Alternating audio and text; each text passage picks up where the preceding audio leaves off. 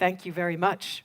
We turn now to the topic of mitigating CO2 emissions and the potential role of nuclear power in doing so.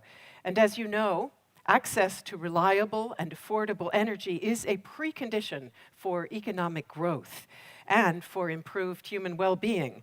More than 1 billion people in the world still lack access to electricity. Addressing their needs is at the very heart of the economic development and particularly also of growth and well-being. Energy drives industry, it creates jobs, it boosts prosperity, but as we have all become aware, fossil fuels are amongst the main causes of climate change, accounting for no less than 2/3 of global greenhouse gas emissions. So it has become absolutely crucial to decouple energy production from fossil fuels, and that is where nuclear power comes in. It remains one of the lowest carbon technologies available for generating power. So it can be part of the solution, and that is why a number of countries are maintaining or introducing nuclear power as part of their overall energy mix. We will hear from 2 such newcomer countries later on in the afternoon. For the remainder of the day, an eminent group of experts will describe nuclear power's potential role, consider the challenges that it faces, and also discuss how innovation, technology, and smart financial models can address some of the common concerns related to nuclear power, including some of those that were raised in the opening session, such as safety, cost, and waste. And the day will end with an outstanding panel of experts addressing the theme of innovation and the way that it can boost nuclear power's contribution to mitigating climate change in future. So we begin now with the big picture with a world-renowned climate scientist who says that if we're serious about the Paris climate targets, nuclear power not only can, but must be part of the energy mix. He is a professor at the University of Adelaide and former director of climate research at the UK's renowned East Anglia Institute. He is also a fellow of, or was named a fellow of the American Association for the Advancement of Science for his major contributions to climate and carbon cycle modeling and to climate data analysis. Please welcome Tom Wigley.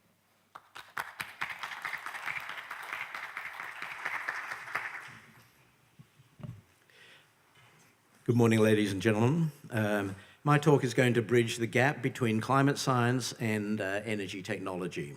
I'm going to say a little bit about the Paris Agreement and highlight the most important points in the Paris Agreement. Then I'm going to talk about what the emissions requirements might be to meet the targets that are given in the agreement. Then say a little bit about the technologies that are required to meet those targets, and then I'll end with a little bit about nuclear energy. First of all, the Paris Agreement. Well, the Paris Agreement is a typical, quite wordy document produced by the international community, but in terms of the targets that we require to reduce magnitude of future warming, there are just 2 articles in the agreement, and I'll read these out to you and then I'll make some brief comments. So the first one says that we have to keep the increase in global average temperature to well below 2 degrees C relative to pre-industrial times, or better, to keep the amount of warming to below 1.5 degrees centigrade relative to pre-industrial times.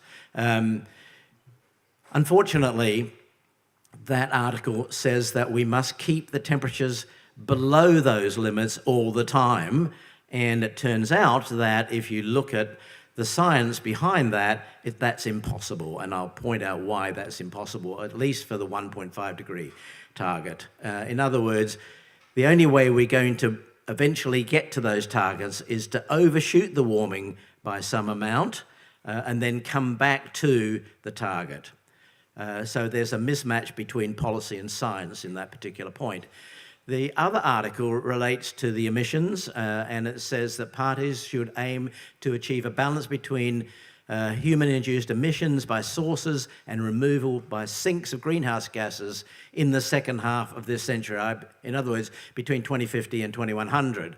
A balance between sources and sinks actually means that the level of concentration of the gas that's concerned will stay constant. So it doesn't mean that emissions have to go to zero. It just means there has to be a balance between what we're producing and what natural processes are consuming or acting as sinks in the environment.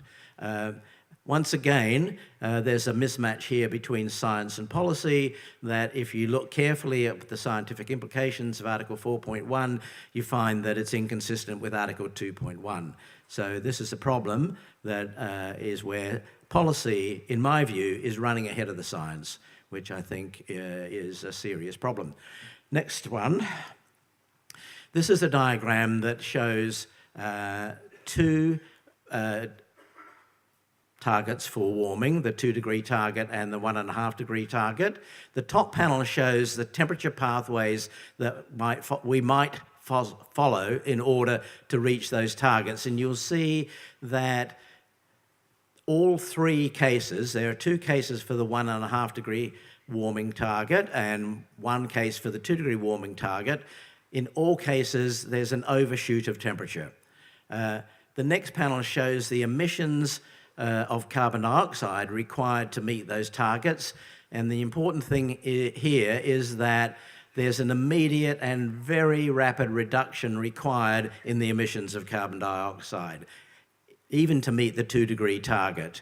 And in one of the cases where there's a 1.5-degree target, we actually require going into negative emissions. That means that we would have to be able, through some technology, to actually suck carbon dioxide out of the atmosphere. And that is a huge problem technically. But it turns out that if we have a long enough overshoot, then we can avoid the negative emissions requirement. Then the last panel just shows the concentrations of carbon dioxide that will be consistent with those emissions targets. You can see that for the 2-degree target, the red curve there shows that the concentration of carbon dioxide goes up to about 450 parts per million and then stays constant. So that's consistent with Article 4.1, which requires a balance between sources and sinks and therefore constant concentration. The other 2 cases require eventually carbon dioxide concentrations to go below, and in one case substantially below where we are now. So it's clear that we have to actually, at least in the second case, remove carbon dioxide from the atmosphere, which is a serious challenge. One of the things I noted is that in order to meet the 1.5-degree target, we have to overshoot warming. For the 2-degree target, we might not need to overshoot warming, but for the 1.5-degree target, we really do need to overshoot the warming target. And I've got 2 examples here. One case where we go to 0 emissions. We remove all carbon dioxide emissions between now and about 2020. And in that case, that's the blue curve. There's a very small overshoot. Of course, that's an impossible target. So what if we have a slightly less impossible target and reduce all emissions of carbon dioxide to 0 by 2030? In that case, we actually have a larger warming overshoot. So we do need to overshoot temperatures. Right. What's been done so far is, as a precursor to the Paris Agreement, all the countries were required to give estimates of what they might do to reduce the emissions of greenhouse gases over the period 2020 to 2030. When you add up all those contributions, then we find that they're nowhere near enough to meet any of the Paris agreements. So my bottom line there is that in terms of policies that have been mooted so far, nothing significant has been achieved. This diagram, and I'll close with this diagram, which is a little complicated, but it shows how we would have to reduce the emissions of carbon dioxide and increase the emissions of non-carbon dioxide producing energy technologies in order to meet the 2-degree target. And there are a number of pathways that have to be used together. And one of them is to reduce end-use energy consumption, and that's the top part. And then there are a number of bands there. We sometimes call this a layer cake diagram. Increasing energy from biomass is carbon-free in general. Increasing renewables is carbon-free. Increasing nuclear energy, also carbon-free. And then we can sequester carbon dioxide in geological deposits, and that's called carbon capture and storage. And all of those components have roughly equal contributions to reducing the amount of greenhouse gases in the atmosphere. And you can see that even in this diagram, nuclear has an important role to play, but this is a diagram that requires or is consistent with meeting the 2-degree target. If we want to meet the 1.5-degree target, we essentially have to reduce the emissions of carbon dioxide emitting energy down to almost zero by 2100, which is substantially less than the bottom blue section of that diagram. And the only way to do that is to increase the amounts of carbon-free energy from renewables, nuclear, and biomass. A number of people think that the amount of biomass energy, because it's competing with other forms of land use, is maxed out in 2100 in that particular diagram. That leaves renewables and nuclear together, and there's no doubt that in both cases, but in nuclear in particular, we need to increase energy production from nuclear dramatically over coming decades to centuries. Now, I'm not going to show any more slides because I've passed my time, but I believe these transparencies are going to be published through IEA at some future time. Thank you very much. Thank you very much. Thank you very much, Tom Wigley. Indeed, presentations will be put up on the Scientific Forum website, I think by the end of the day. Maybe just stay at the mic, if you would, briefly, because I want to see if there is any question in the audience. We might have time for just one question, ladies and gentlemen. If there is one, this is your opportunity. As I said earlier, we are all part of the Talanoa dialogue here, so if you have a question, please. Otherwise, we will try to come back for questions at the end of the session. Then I don't see a question. Yes, back there? Was there one? No. Photographer. Okay, I have one. Yes. One. And it is this. Often, particularly in circles of environmentalists, also amongst many policymakers, we do hear a tendency toward an anti-nuclear bias, not least for some of the public acceptance reasons that we'll be talking about later in this session. How do you think that can be overcome? You clearly are an environmentalist who believes nuclear power needs to be part of the solution.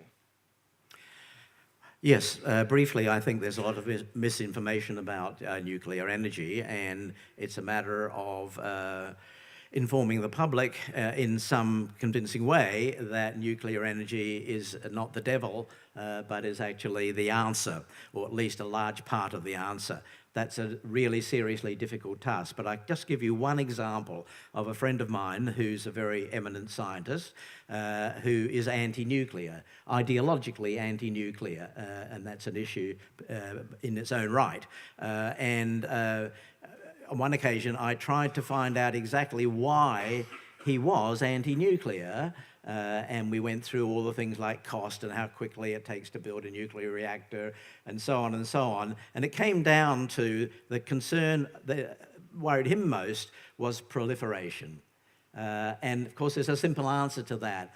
Conventional nuclear reactors use only 2 to 3% enhancement in the important uranium, whereas a bomb requires 60% enhancement. So, and there's no way that even the waste material from a nuclear reactor can be used to make a bomb. So this is just an example of misinformation that is filtered down to someone who's really a very intelligent scientist. So, I mean, that's part of the problem, and I believe other people are going to be talking about these issues, hopefully, reinforcing some of the things I've said. That's correct. We will come back to a couple of those issues.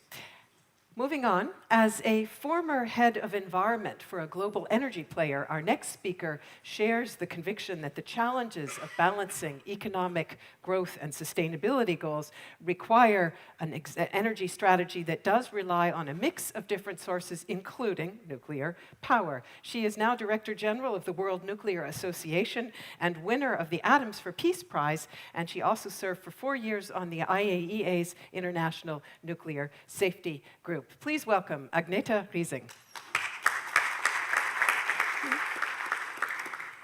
Thank you very much. It's a great honor for me to be here today and speak on this scientific forum, which is part of the General Conference. And I'm running out of patience. You see, I come from Sweden. We have a lot of patience. You know, because we have to wait sometimes several years for a nice summer. So I am born in a place where we have a lot of patience to do things, to wait for things. But we know everything about climate change. Of course, there is more to learn. We know about the things we need to do. And we are yet talking and not having so much action. So I hope for more action. I also want nuclear energy to be part of the solution, because we know without nuclear energy there will be no sustainable energy future. Then I get sad and running out of patience again, because on Monday, 10 September, at the United Nations General Assembly, Secretary General Antonio Guterres called for the world to avoid the disastrous consequences of runaway climate. We heard that already in your opening remarks as well. But he failed to recognize nuclear energy as a vital component needed to achieve this. The World Nuclear Association responded, "Nuclear generation stands ready to help the world take the low-carbon path. Those countries that have successfully decarbonized already have used nuclear energy. There is no sustainable energy future without nuclear." The large-scale, reliable output of nuclear energy enables decarbonization not only to meet current electricity demand, but also in sectors such as transport, industrial heat, and water desalination. The global nuclear industry has set the Harmony vision, the future of electricity, as its goal, where nuclear plays a role. And you see from the slide that this is to contribute 25% of the electricity supply by 2050. And of course, there's lots of roles for all other low-carbon energy sources. Because nuclear energy is an important part of a proven low-carbon energy mix, nuclear is, as you see here, has been used in these 4 countries that have been able to decarbonize. All these countries have less than 80% more than 80% of their production coming from low-carbon energy sources. And there is no country in the world so far that have decarbonized without nuclear energy. Nuclear energy is growing in many parts of the world. And as we see, there is construction in all the dark blue countries ongoing. And in the lighter blue ones, there are planned possible new reactors. And all the yellow countries are countries that are having collaboration with IAEA, or they have plans to go forward with the milestones towards nuclear energy. And then you have the green ones, hard to spot here, but it's the newcomer countries, which right now are constructing nuclear power. That is UAE, Belarus, Turkey, and Bangladesh. And we also know there are contracts and there are preparations ongoing in many other countries, but they are not yet at the construction stage. So it's roughly around 58 reactors around the world are under construction. And there's new reactor types. There's new designs. And the world has added advanced reactors like the EPR, the AP1000, the APR 1400, the VVER 1200. And also right now, fuel loading is ongoing in the first floating reactor in the world, up in Murmansk in Russia.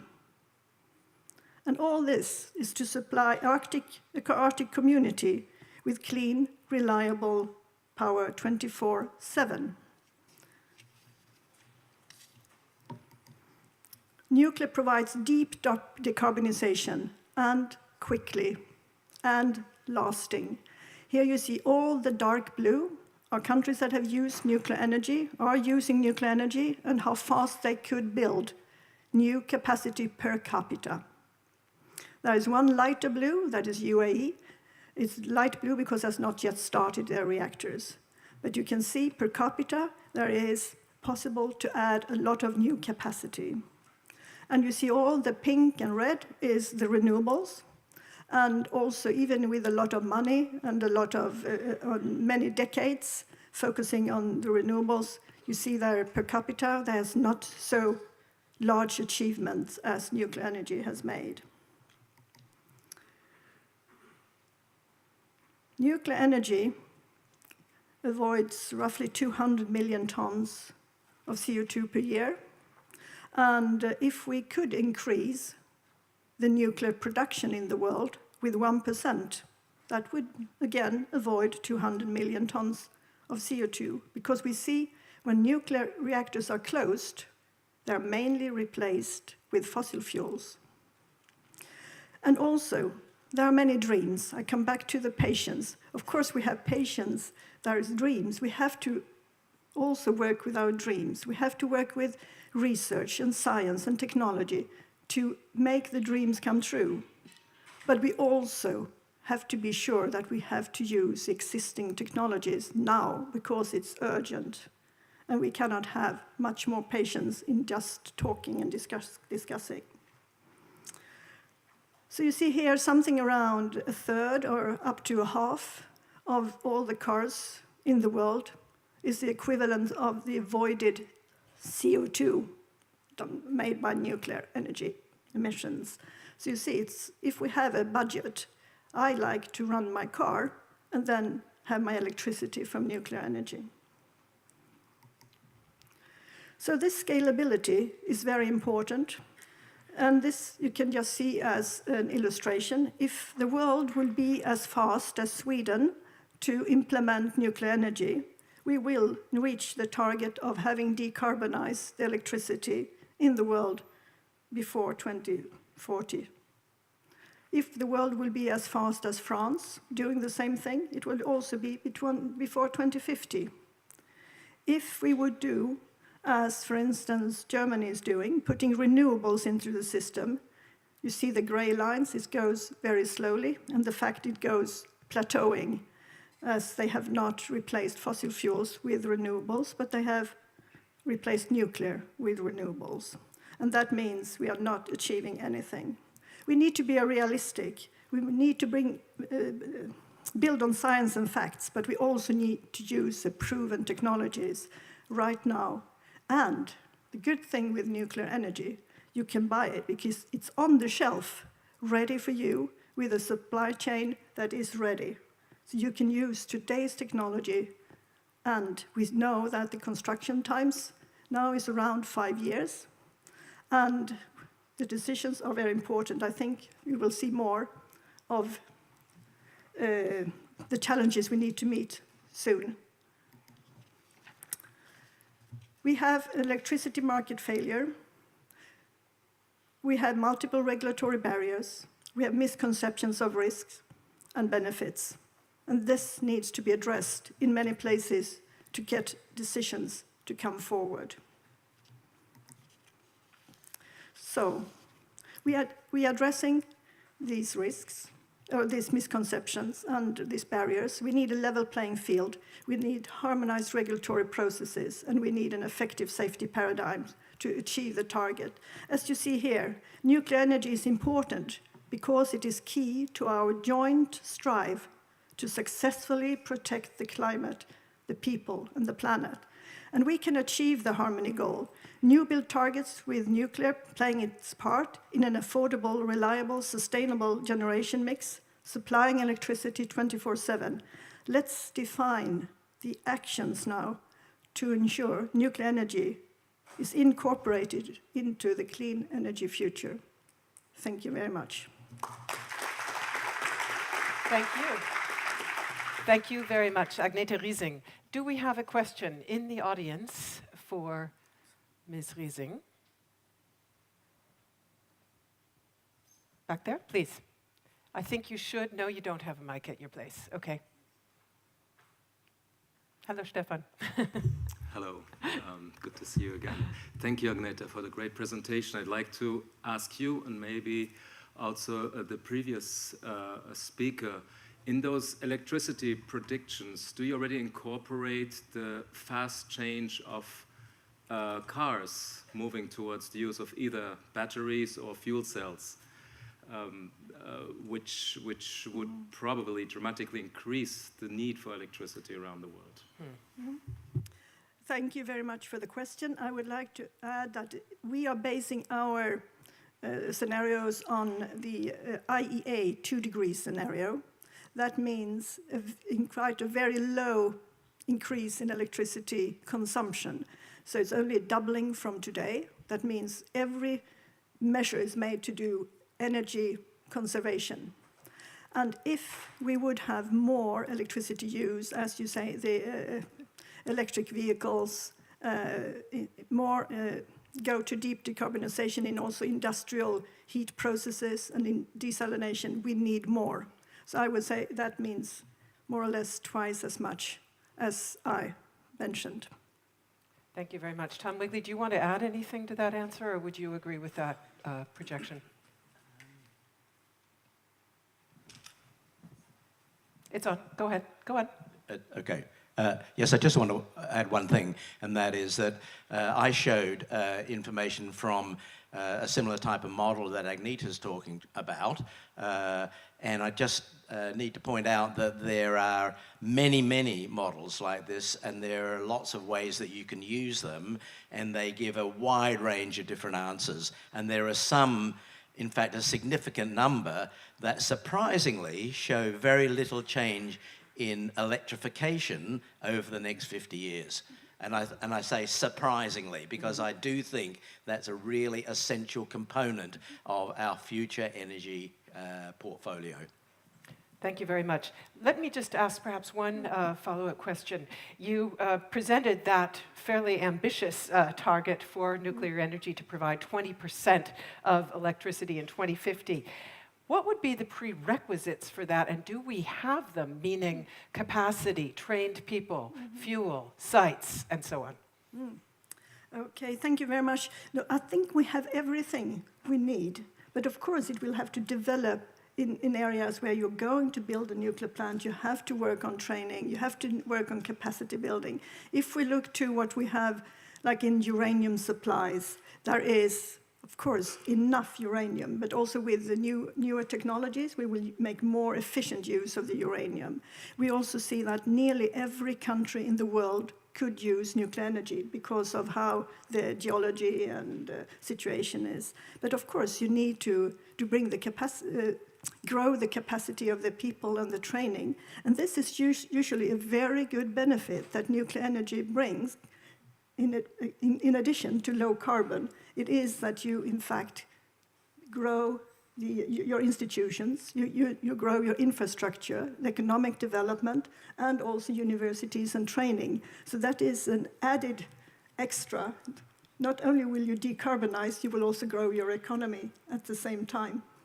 And let's remember the IAEA role in helping countries support that capacity. One more question over here. I'm just going to take one for now because otherwise we're going to run into some time pressure. One of the main reasons that nuclear brownout has happened repeatedly, almost after every nuclear accident, is the public lack of acceptance, which is heightened after each accident.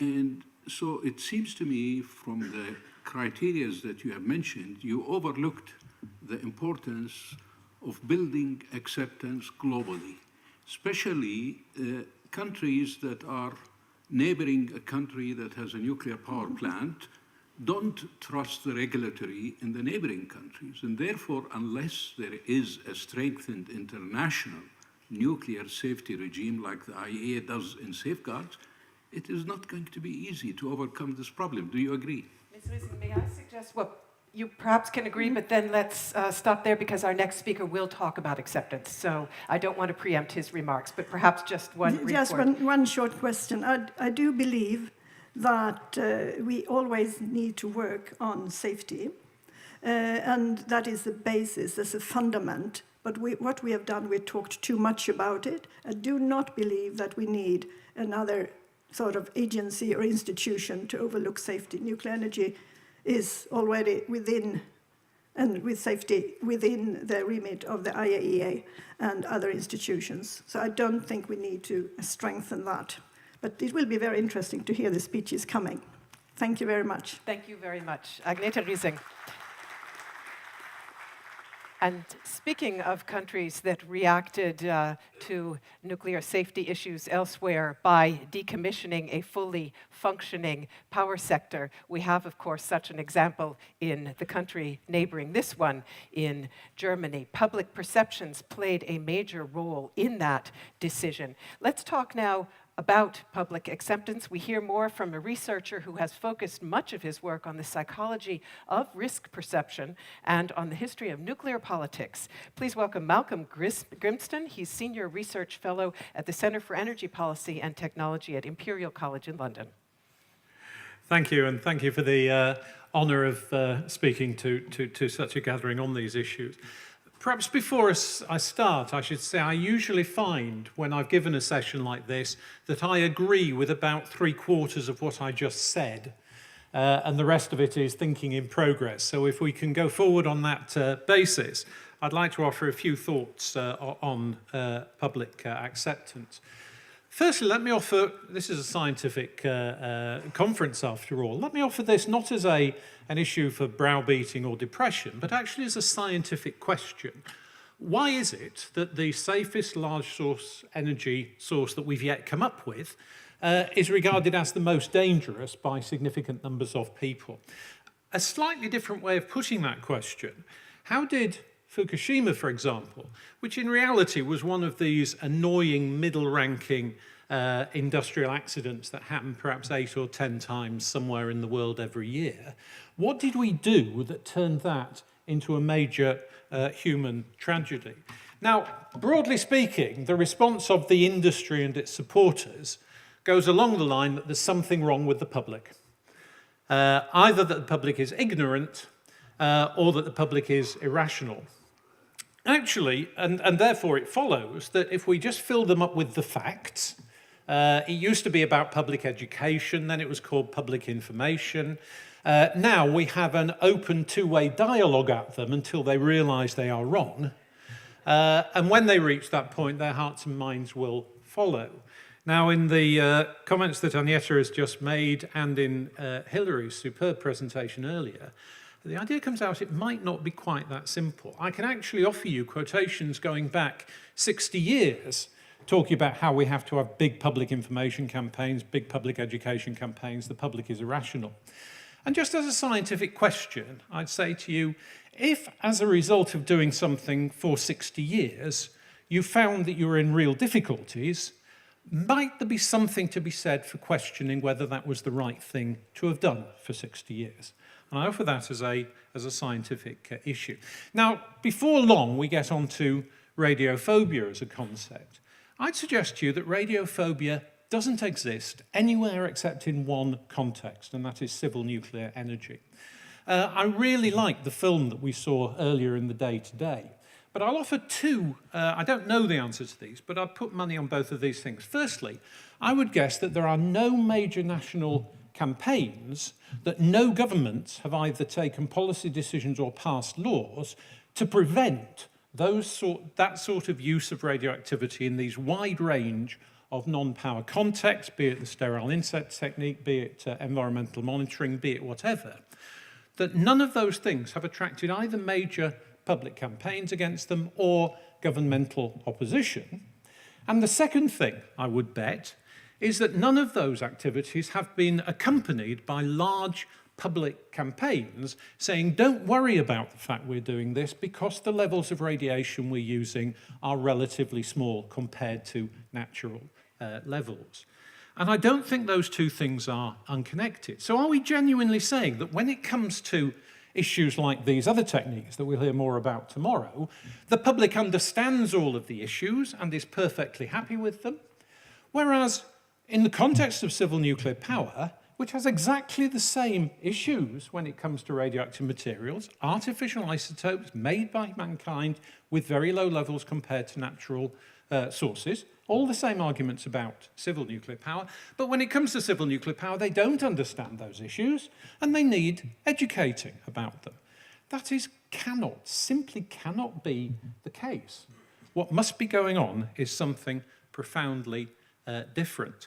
And what I would argue is that the only time we ever bang on, perhaps slightly unfortunate phrase, about the dangers of radiation is in the context of civil nuclear power. And the way we continue to remind people about how dangerous civil nuclear power is, we keep talking about safety. Pretty much all of the stands that I saw downstairs have the word safe as the first or second word that you read when you see the slogans that are going up there.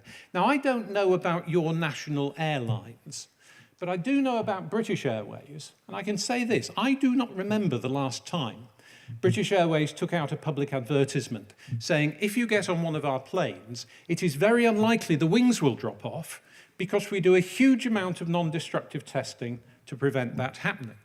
What you tend to get them saying is, if you get on one of our planes, we will take you to Tahiti and you will have a wonderful holiday. Now, what about the rationale? I'll just give three very quick examples. The message the industry gives to the public is radioactive waste is not very dangerous, so safe, we're going to bury it 800 meters underground in an area where there's no groundwater, where what groundwater is moving at a slower rate than a centimetre a century, where there's no seismic activity, and where the material will tend to stick to the rocks rather than move with the solvent front. And they think that will cheer people up about radioactive waste. Well, the rational non-expert, I think, would be bound to say, first, no other industry talks about doing this, so obviously this is the most dangerous stuff we have ever created as a species. And secondly, that they are simply lying to me when they say this isn't much of a problem. Not necessarily going to result in people feeling more comfortable.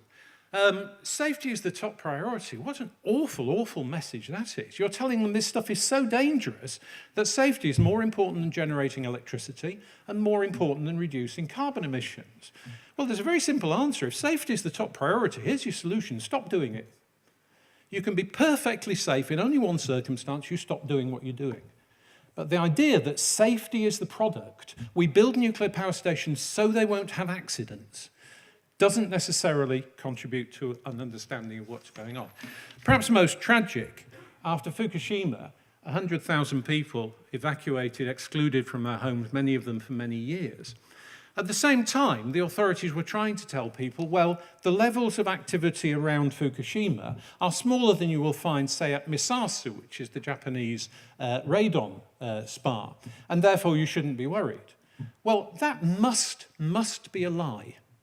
The authorities cannot seriously be saying that if you get this small level of man-made radiation, we will kill 2,000 of you by an evacuation. More people died because of the evacuation and the exclusion than died because of the earthquake and the tsunami. None of them died from radiation. Radiation is actually fairly benign. Radiological protection is lethal. These were over 2,000 people died, tens of thousands of people having their lives destroyed, the whole economy of the area trashed. You would not do that for levels in one circumstance which you'd never dream of doing for people living next to the radon spa, yet you're telling us they get more radiation. That must be a lie. That cannot be the case, unless, of course, and if you did persuade people it was the case, they would have to come back to saying, so you've caused this level of devastation, destruction to people's lives for no defensible health reason. And I question to you, would the Japanese people necessarily be more confident in nuclear power if that's what they came to believe? Just as a final correlation from the UK, this is the public attitudes to nuclear power over the last 15 years in the UK. In 2003, British Energy, the then nuclear company, went bust. And one of the consequences of that was that the industry stopped the massive public education campaigns that it had been carrying out previously. And I would argue, quite predictably, at the point where the industry stopped going out and telling people that nuclear was so scary that you have to understand all about it, was the point where public perception started to recover. The more you spend on educating the public, certainly in the UK context, the more people oppose nuclear power. Now that's a correlation. It's not necessarily causative, but I think it probably is at least weakly causative. This, by contrast, was the advertising campaign, television advertising campaign from EDF Energy that now runs the British nuclear stations 2-3 years ago. And the slogan was beautiful: EDF Energy, helping to power UK homes with low-carbon nuclear electricity. An ordinary statement from an industry. What do? We power UK homes. How do we do it? We do it low-carbon. That's a good thing. Oh, and incidentally, we use nuclear. We're not ashamed of that. We're not going to hide behind it, but nor are we going to give you the impression that we want to force this down your throat. And just by behaving like normal industries, you end up with the UK, which is not without its problems, but at least there are no public or political barriers to continuing to develop nuclear power in the UK. So to finish off, I'd offer you 3 suggestions. Number 1, stop trying to educate the public about radiation. I'm not saying you don't engage with the public, but stop trying to do it, because it scares them. No other industry does it. No other industry faces these problems. 2, when you do engage with the public, don't go on about safety. Don't volunteer safety right at the top of your message, because then you're just reinforcing it. The Green Movement will do what the Green Movement does. Don't make it easy for them. But 3rd, and most important, stop treating radiation as if it's a lot more dangerous than it actually is. Because if we treat radiation a lot more dangerous than it actually is, the sensible, rational layperson will decide that radiation is a lot more dangerous than it actually is. And you cannot expect people to ignore the evidence of their eyes and at the same time give them messages that are simply incredible in the context of the way we behave towards radiation. The most dangerous nuclear reactor is the one that we don't build. And we should never lose sight of that, because what we've done, created it, they're too expensive to build, we have big public campaigns. All of that was avoidable, I would suggest. So please, let's accept the evidence of the last 6 decades. Recognize that this desire for an educated public has been entirely counterproductive. And let's behave like, I'm glad to say many people are doing now, of just treating this like a normal industry with normal sorts of issues.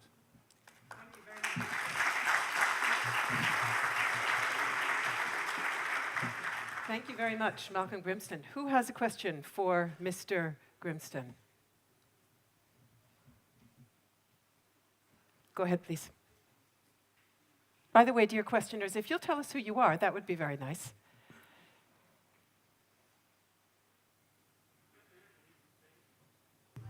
Yeah. I'm Shahid Hussain from Bangladesh. I have a very short question. What is more dangerous, the climate change or nuclear energy? Very obvious, climate change. So why does the nuclear industry keep talking about how dangerous it is by talking about safety? I haven't been saying don't engage with the public. I think the Finns are a superb example of where if you talk about we do nuclear because we don't want to be dependent on imported energy and we really care about our environment, which the Finns clearly do. That sort of argument, I'm not saying don't engage, but so many times the first thing that we say is let's get this safety thing out of the way. Let's, continually leading, which gives exactly the opposite impression that everyone in this room knows is the truth, that nuclear power is actually not just safer than climate change, it's safer than using oil, safer than using gas, they're probably safer than using hydro. But that's not the point of doing it. It's not a safety issue.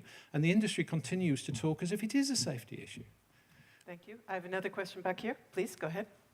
Yeah, good morning. I'm David Osborne, the Director of the Environment Laboratories for the agency. My question is to you and also to the previous panellists. Ms. Rising made the point earlier that the Secretary-General in his remarks on climate failed to talk about nuclear. And one of the reasons that in the climate debate why this issue has been avoided is because we get into this debate of nuclear versus renewables. But yet we heard the Director General of the ITER project this morning say that fission, fusion and renewables need to be complementary. My question is, if nuclear is just like any other industry, how do we get the nuclear industry to work complementary with the renewables industry so the public do not make a distinction between the two? I don't think that's the distinction that most people are making, because frankly, I think the vast majority of people in most countries don't think about energy from one point to the next. The more those people who are really into this need a different approach to communications than those who don't. And I'm largely talking about the industry's response to those who are not terribly interested in the issue.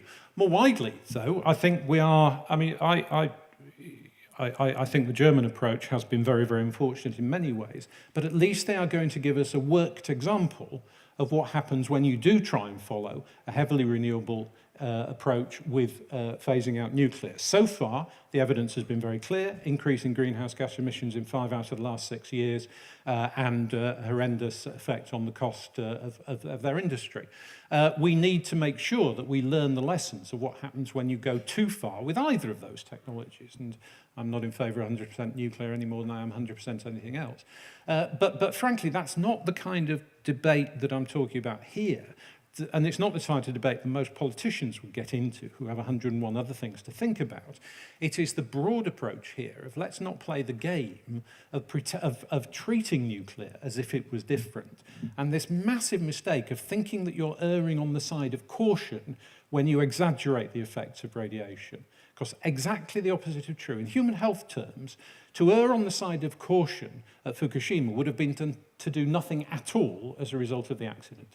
Far fewer people would have been hurt if you'd done that. Would still have been an error because there were some measures that were worth taking.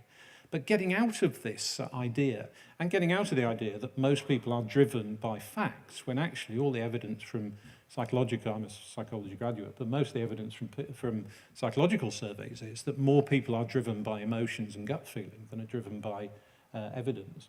And that's, I think, is wider there. From the broad debate, I mean, I'm sceptical about some renewables, but that's a scientific debate for a very different audience.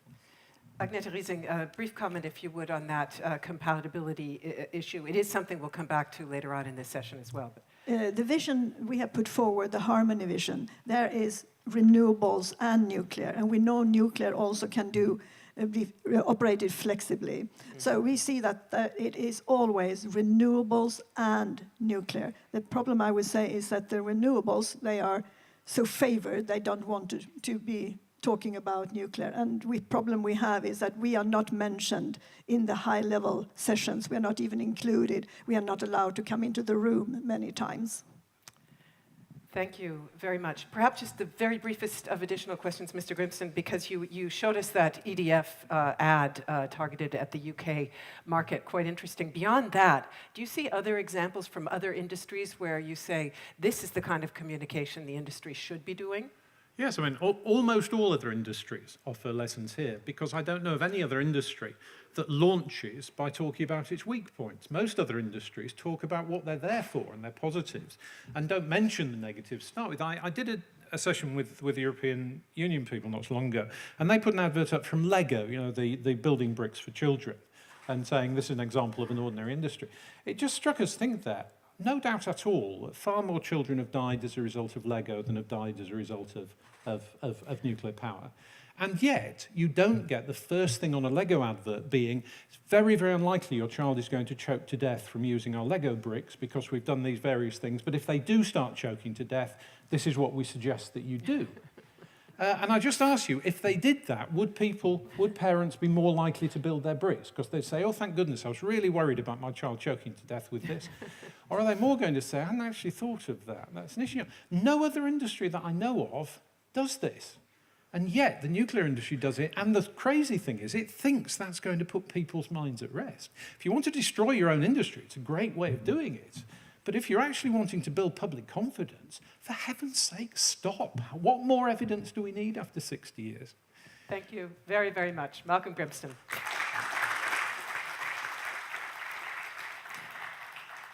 For countries considering inclusion of nuclear power in the overall energy mix, capital costs are a further challenge that can appear daunting. Far higher capital costs attend upon nuclear energy than, for example, upon coal or gas-fired plants. Yet, though they're expensive to build, nuclear facilities are very cheap to run, so getting the financing right is very crucial and not always easy. In our next presentation, an internationally active advisor to governments, leaders, and nuclear power operators explores different models that countries can adapt when considering whether or not to begin with nuclear power. Please welcome George Borovas. He is head of nuclear at the law firm Sherman & Sterling, and he's partner in its project development and finance practice. Welcome. Thank you very much. Good morning, everybody, and it's a real pleasure and honor to be presenting at the Scientific Forum at the IAEA this morning. I'm very pleased to be discussing financing because it's something that's really dear to my heart, because when you're looking at a financing of a new nuclear power project, you have to deal with all of the issues. You have to deal with the technology, you have to deal with public acceptance, because this is what we do when we're looking at financing. We're basically trying to understand the project and the risk. So, first of all, from a funding point of view, today's world, funding support from governments is essential. Why is that? Governments are the only ones that can really value the benefits at this time for nuclear energy. Energy security, diversification, climate change, industrial development, good high-paying jobs. So by governments properly can value this, they can look at this in the long term, and they actually have to support that in order to get the benefit of the nuclear that comes with it. And experience so far shows that without real substantial support from governments, no nuclear project really goes ahead. So what kind of support can you get from governments? It can be many things. It can be actual procurement. You can actually finance it from a government. You can give loan guarantees. You can give power purchase agreements. There's many ways that you can deal with this. However, what happens is sometimes when we start with this premise is people start not being accountable for how they're spending money because they're thinking governments can absorb a lot of risks. Well, this is not the way to analyze a project at the beginning because you're going to have a lack of accountability and efficiency. So what you're trying to do is to start governments as being the seed that's going to start bringing in other investors and private investors and other commercial banks as commercial lenders as well. And the way that you do that is to start thinking in the manner that they do and not thinking about like a government does, but try to analyze a project like any ordinary bank would do, looking at a project financing model that would look for recourse to repayment of the money only from the project and the asset itself. What does that do? Does that mean that you're actually going to use a project finance to fund nuclear at this point? Probably not. However, if you use that project financing model, it's going to identify all the risks that you will ordinarily have to deal with, and you can reverse engineering and start thinking about how you're going to actually build and construct your nuclear power plants. So a lot of times I get asked these questions like, well, what kind of approaches can we use? And there's nothing that you can just say, well, here's a financing approach that's going to work for you. It's going to depend on your government. It's going to depend on your country. It's going to depend on your power market. There's many different options out there. And usually you're going to actually have to create a model for yourself. So you can have a straight government procurement. You can have a government financing like we've seen in China. We can have utility balance sheet that we've seen in EDF and Flamanville. Vendor equity is becoming a popular model where they're asking vendors to start developing, investing in their own projects. ECA, Export Credit Agency financing, is very important because it's a good way to bridge sovereign and commercial lending. Investor funding that we've seen in TVO and the Mankala models in Finland, where you get heavy industry users to pool together the resources in order to fund the construction of a nuclear power plant in return for the power in the future. Things like contract for difference, like we have in the UK, where you basically essentially have a guaranteed price for the power that you're going to be generating for a long time. And this is the fundamental issue to always think about. We think about these projects as construction projects and nuclear construction. In the end of the day, from a finance point of view, you have one thing that you're worried about, is the production of power. This is this is the resource, this is what you're going to be selling, and this is what's going to fundamentally pay you back. So other approaches that we've seen in the United States is construction work in progress, where basically you start looking at the construction every year, and through the regulator approving it, you pass on the costs into the ratepayers, so the electricity users are paying for the funding of the nuclear construction as it goes along. Similar model, a little bit more complicated, is the UK regulated asset-based model, which is being discussed today, as well as capital markets like we've seen in companies like CGN and China do. This next slide I like using, it's the IAEA slide, but shows the different types of models that you have and how you risk transfer ownership from public to private, and also you transfer risk from public to private. But at the same time, again, the essential point about this is that even if you get to the final stage of project financing, which we still have not done today, you need to have government support somewhere within the process, and you need to understand that you're probably going to look at a mix of all these structures in order to finance your projects. So no matter what kind of approach you're looking at, the thing is to go back to the basics. And this is going to be a list of different questions that I've had. And I'm putting this up, I'm not going to go into all of them, but in essence, I want you to see these questions because there was a commercial banker that was interested in financing a nuclear project. And these are the questions that he wanted to ask the developers to understand the project. Listen how basic it was. Does this country want a nuclear power plant? Do they need a nuclear power plant? I mean, what do you say? Do you want a nuclear power plant? Of course, the country is going to come and say, yes, of course, I want a nuclear power plant. This is why I want to construct it. But the question then that the banker has is, does your public want it? Because experience shows that if your public does not want it, then it's going to be very, very hard to do that. How will you pay for it? Can you afford it? And then how are you going to construct it? Who is going to build it? These are the basic questions. And starting with these questions, there were 9 questions in total, we started developing a detailed spreadsheet, risk analysis for the fundamentals of the project. But in order to understand how this works, you have to go back to these basics and start developing your thinking from a very basic level.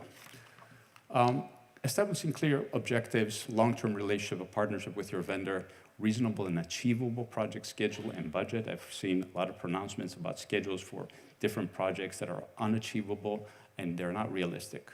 And then, of course, having identifiable objectives. Do you want to create electricity to the grid, or do you want to create a local industry? Sometimes countries give mixed signals to the industry because they say we want to develop a local industry, which is a completely different risk approach for developers. So the other thing that's really important is to be speaking to your investors in clearly from very early on in the language that they understand.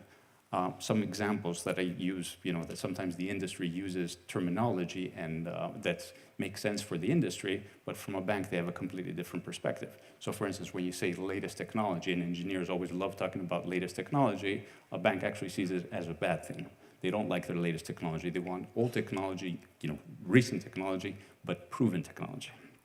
So just to conclude, because I'm running out of time, there's a lot of great stories that we have as an industry for developing projects on time and on budget, and there's a lot of challenges that we've seen in recent projects as well. There's a lot to be learned, and the key is to study them, to not repeat the mistakes, and to repeat the good stories. But from a conclusion point of view, developing a nuclear project is an extremely complex process. Fundamentally, you're not, I hear sometimes which somebody says, well, we've developed major power projects before, not nuclear, but we know how to do this. We've developed major infrastructure projects. It's kind of the same. It is not the same. What you're developing here is a new industry.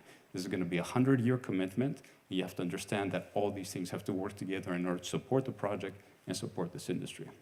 So you need to have experienced people providing support. Sometimes for newcomer countries, it's really important to import that experience. There's a lot of global knowledge in nuclear, but sometimes we see countries trying to embark without engaging the global community, which is very difficult. And the key thing for me, the last thing that I'm going to say, is that you need to have the right leadership. Right leadership is going to see these projects from the beginning to the end, that's going to be able to talk to the government, that's going to be able to talk to the vendors, talk to the international community, to make sure that we have a successful nuke program. Thank you very much. Thank you very much, Mr. Borovas. And because you took us through those slides at a very rapid clip, let me just remind the audience that we will have presentations up on the Scientific Forum website by the end of the day, hopefully, or certainly within the time of the forum. Who has a question for Mr. Borovas in regard to what we just heard about financing and capital models? All right, perhaps I'll just jump in with one or two. Are there particular reactor types? We, for example, are going to be speaking later about small modular reactors. Are there reactor types that perhaps are easier to handle in terms of the cost and development challenges that you've taken us through? Absolutely. SMRs Small modular reactors. Small modular reactors are going to be a very great example, I think, for the financing, and there's good and bad. First of all, on the good side, they're smaller in scale, less upfront capital costs, so it's easier to finance, easier for people to absorb that risk. But at the same time, you have a first-of-a-kind risk. None of them have been constructed yet, so that's going to be a big challenge. And also, somebody's going to have to accept, especially at the beginning, to take these cost overrun and construction risks. And this fundamentally, when you look at most projects with a first-of-a-kind project, there's always going to be delays and risks, and that somebody has to absorb that. I've been in discussions where people are starting to develop a strategy for SMRs, and in the end of the day, nobody's willing to take that risk. The government says that this should not be my risk. The project developer is saying this should not be my risk. The technology provider says this is not my risk. Somebody has to take that risk, especially for the first ones that we're going to put online. Thank you very much. And hopefully some of our panelists from our final panel today are in the audience so that they can pick up perhaps on that, because we will be talking about small modular reactors there. One other word, if you would, on procurement, and particularly when you are advising governments, perhaps newcomers who are looking to deploy a nuclear program, what procurement approach do you think works best? Well, it depends on the objectives that each country has. But I think overall, when I see the different approaches, if I was advising a government starting from the beginning, I would say try to engage with all the countries that provide technology and try to do one-on-one negotiations with all the possible vendors and providers of technology and services. And the reason why I say that is that it's hard to do a procurement model like you buy furniture and just say, well, this is going to be my model. Let's have an RFP process. Whoever gives me the best price is going to get it. This is not the way that this works. You have to start having a dialogue with all the providers from Russia, from China, from the United States, from Korea, from Japan, and other places in the world that are now selling nuclear technology, to understand what are your goals, what are your objectives, what can they offer, and see how you can bring those together and see who can actually help you deliver a nuclear power project as well as a nuclear industry. Thank you very much. George Borovas. Thank you. So we've heard there about two challenges that can sometimes impede countries' abilities to move forward in this nuclear power: acceptance, financing. A third one is waste. And as you may remember, if you're a regular at the Scientific Forum, this topic is viewed by the IAEA as of such importance that we devoted an entire session of the Scientific Forum, an entire forum to it several years ago. Our next speaker will take us through some of the points to keep in mind when considering how to manage radioactive material, including spent nuclear fuel. She is Angelika Kapasraya, and she's an internationally recognized expert on nuclear fuel cycle advanced technologies. Under her leadership as senior manager at its project office for spent nuclear fuel management, Rosatom has implemented a number of innovative infrastructure projects. Please give her a warm welcome.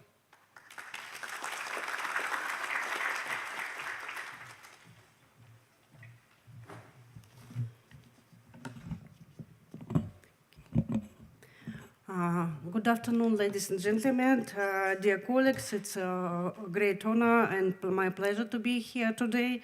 And I fully agree that nuclear generation takes a special place among power generation technology that have a minimal impact to the environment. But nuclear generation have some historical issue, such as spent nuclear fuel and red waste management. And my presentation will be devoted to this issue. Spent fuel and radioactive waste is a byproduct of nuclear power generation, and the current total global inventory of solid radioactive waste is approximately 35 million cubic meter, of which 82% has been disposed and other is stored awaiting final disposal. Very low level and low level red waste comprise more than 95% of the total volume of waste, and disposal facility for this waste are already in operation in several countries. So the most important remaining challenge is the developing disposal facility for high-level waste. As about spent fuel, about 1/3 of all spent fuel discharged from nuclear fuel plants is reprocessed. The remaining 2/3 is currently being stored, awaiting either future direct disposal or reprocessing.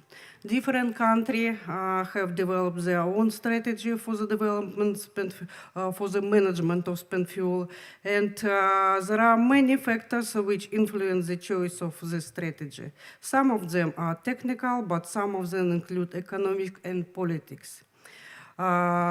The national energy strategy is an important factor in the choice of spent fuel management. It's connected to the independence and security of energy supply and to the size of nuclear program. International organizations like IAEA have an important role in facilitating information exchange between countries, supporting competency development, and well-informed decisions can be made. Some countries have decided to manage spent fuel as a waste and will dispose of it. In this case, the spent fuel is first stored for several decades, and before disposal, spent nuclear fuel should be encapsulated in a robust container. Disposal will be made in a deep geological repository at 700 meters deep in a host rock formation. Significant progress is being made in a few countries, such as construction license being granted in Finland. But globally, programs are often subject to delays, and in some cases, the process of site selection has been completely started based on revised approaches.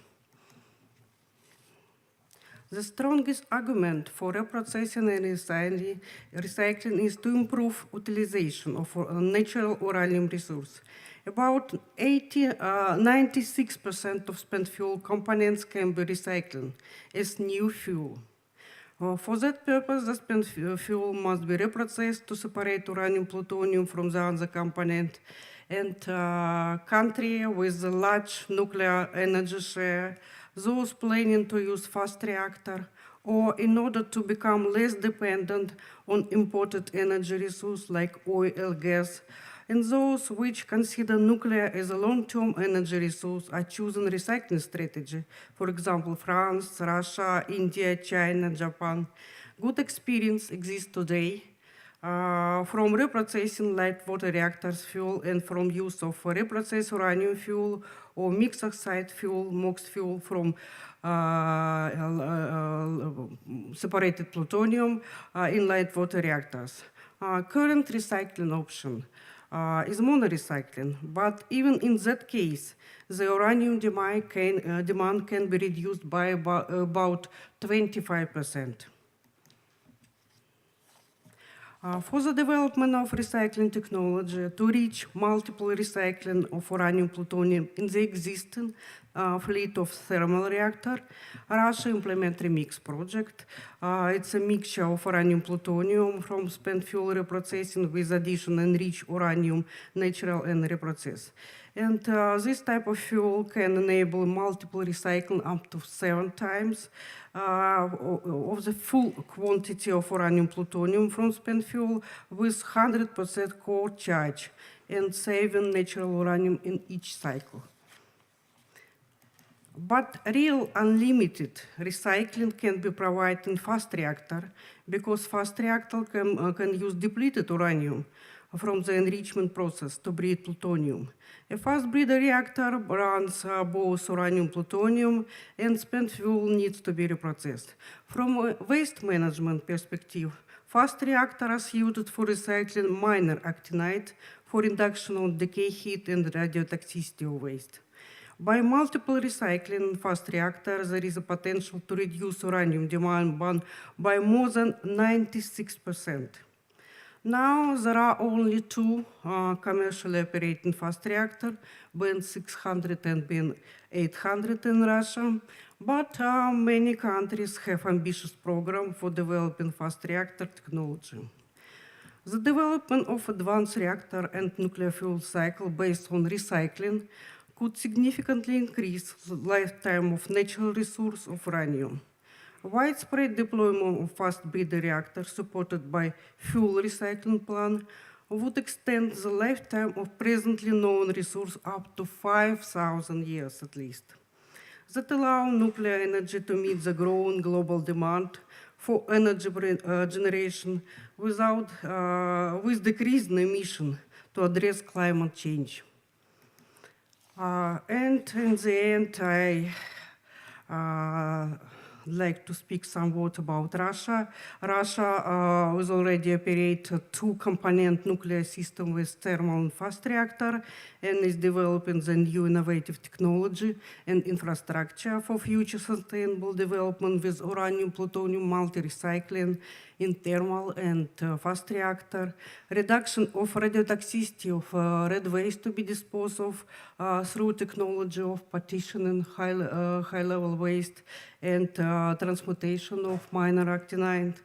And as a summary, I would like to underline that nuclear industry is one of the key components of the world green energy mix of the future, and a closed nuclear fuel cycle will significantly improve the efficiency of using natural uranium with reliable long-term source of clean energy.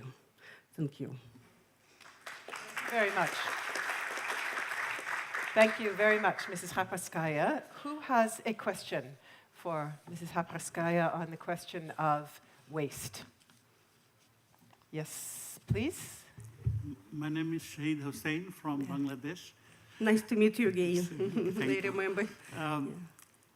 In your presentation, I thought you will bring an international discussion which is going on this issue of fuel leasing, which deals with the back end of the fuel cycle, that means mostly from a perspective of spent fuel disposal and other kinds of management.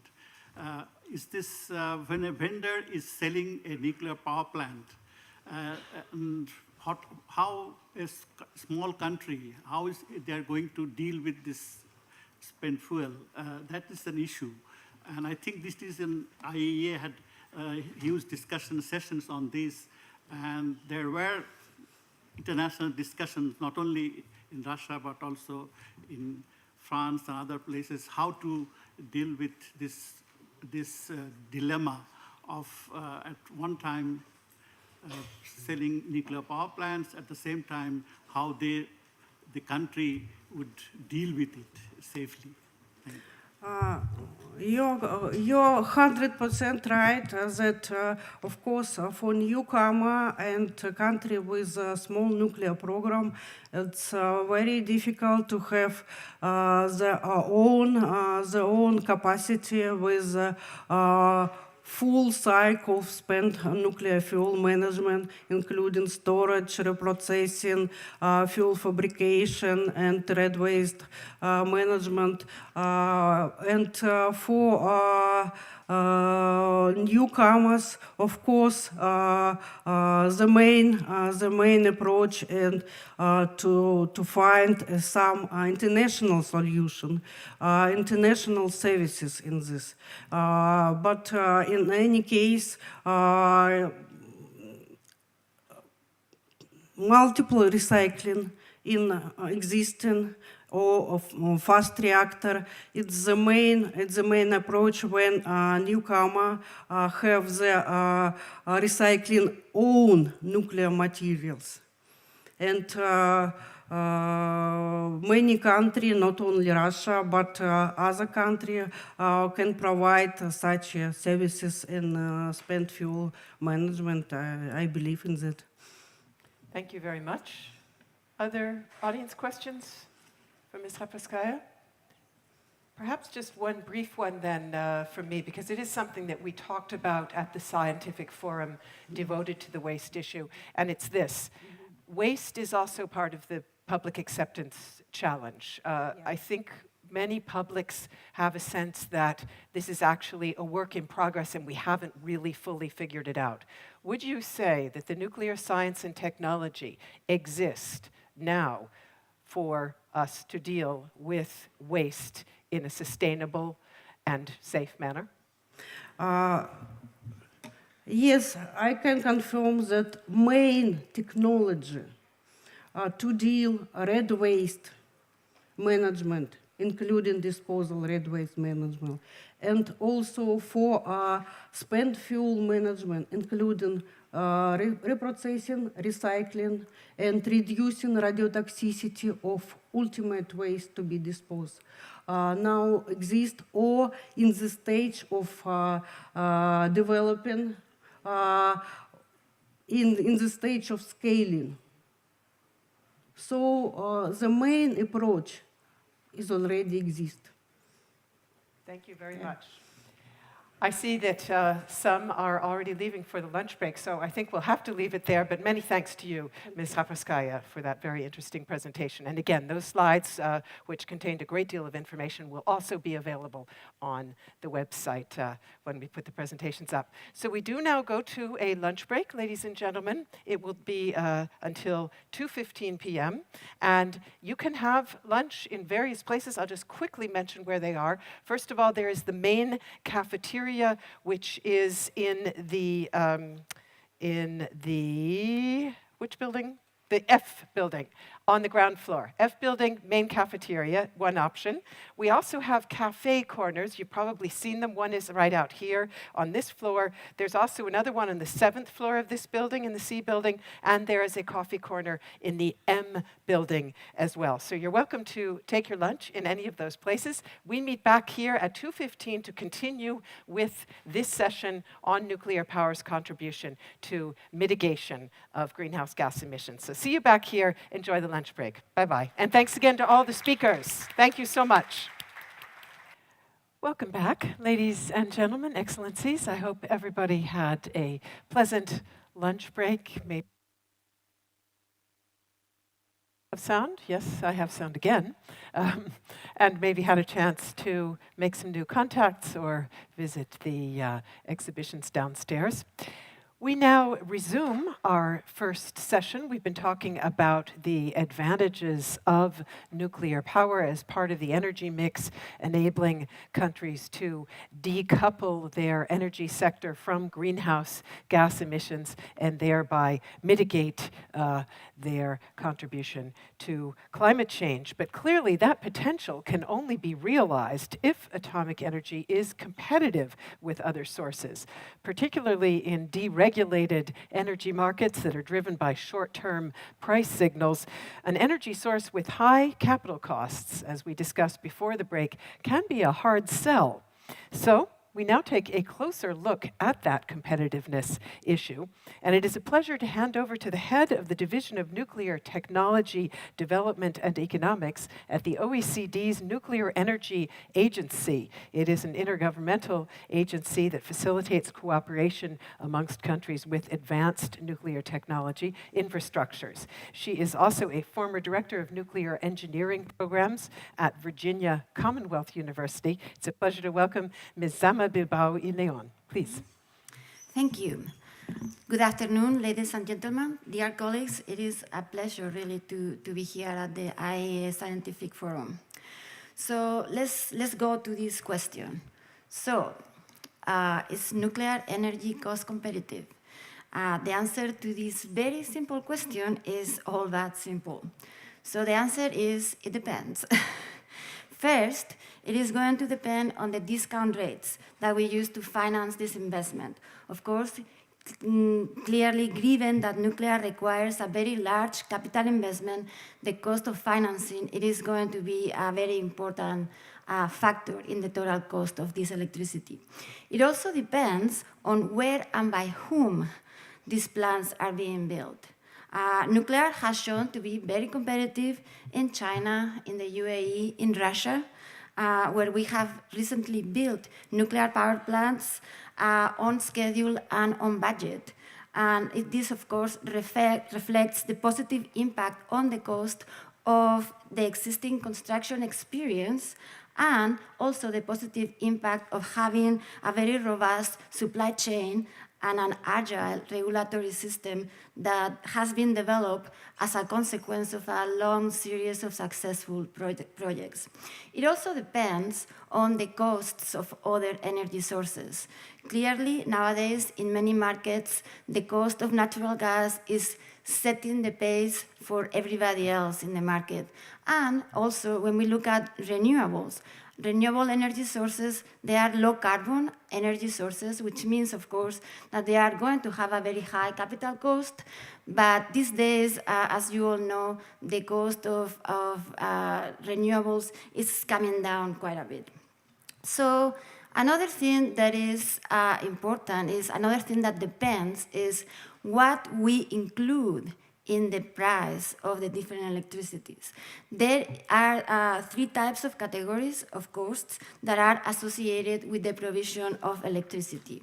The first, we have the plant level costs of generation, which includes the actual cost of the concrete, the steel that go into building the nuclear power plants, plus, of course, the fuel and the human resources that we need to run these plants.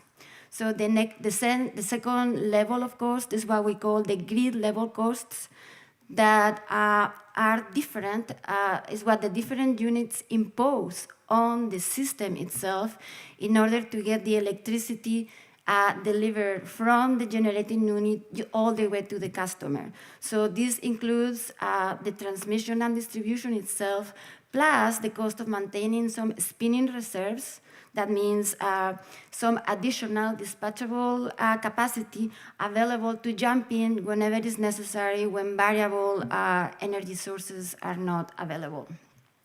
And finally, we have the social and environmental costs that different technologies impose on the well-being of individuals and communities. And in here, I mean things like air pollution, climate change, the reason why we are all here today, land use, energy security, the economic development, the spin-off developments that are born from the innovation of some of these energy technologies. So all those social, environmental impacts are also something that may need to be included in the cost of electricity. Unfortunately, current energy markets do not reflect the true cost of all energy sources in the market prices. Certainly, we know, of course, this is why we are here, that the social and environmental costs, such as climate change, are not currently included in the cost of electricity, right? But even what I just mentioned, the grid level costs are also not included in the cost of electricity. And as you can see in this slide, the system cost associated to different generating technologies are quite different, and of course, including them or not including them may make quite of a big difference into the actual final competitiveness of the different technologies. But the good news is that nuclear is not only currently competitive in many markets, but it can become competitive in all markets. Particularly if all the positive attributes of nuclear energy were to be included adequately and recognized in the price in the markets. So as you know, nuclear energy not only has very low grid level system costs, as I just showed you in the previous slide, but it's also capable of producing dispatchable clean energy with an enormous cost stability. As you can see in this slide, even though the initial investment of nuclear energy, like for all low carbon energy sources, is somewhat high, once that investment has been done, it brings incredible cost stability and predictability for the entire life of the plant. And also, as an added bonus, the nuclear electricity does not produce air pollution, which of course means that those social and environmental costs that I mentioned earlier are also going to be minimum, contributing to a better overall cost. So also, although nuclear energy can operate 24/7, as it does nowadays very often, it's used, as you know, as base load electricity. The reality is nuclear energy can be very flexible. And in fact, it currently and it can be very well integrated in diverse energy systems, in diverse grids, when we have all kinds of generating technologies, including, of course, renewable energy sources. So not only nuclear power plants can follow load, but they actually currently already do it in many markets. So this is something that we are doing. But as an additional plus, and as an additional benefit, nuclear power plants can be used for cogeneration. So this means that in addition to the electricity, that is obviously an energy product that we currently all are very familiar with, we can produce some other energy products that can also add value to this energy. Like, for example, we can produce fresh water through desalination, we can produce district heating, or we can produce hydrogen or heat for industrial purposes. Of course, all these are going to improve the overall competitiveness of nuclear power. So, all in all, I would say that nuclear energy has demonstrated that can be competitive in many markets. And this competitiveness can be significantly improved if energy markets would recognize all the costs associated to each technology and would internalize these costs into the price of electricity.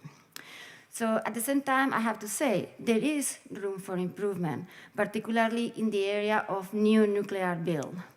I think that new nuclear construction needs to become more proficient. We really need to take more advantage of project management, agile regulation, and we really need to develop a more robust supply chain on a global basis.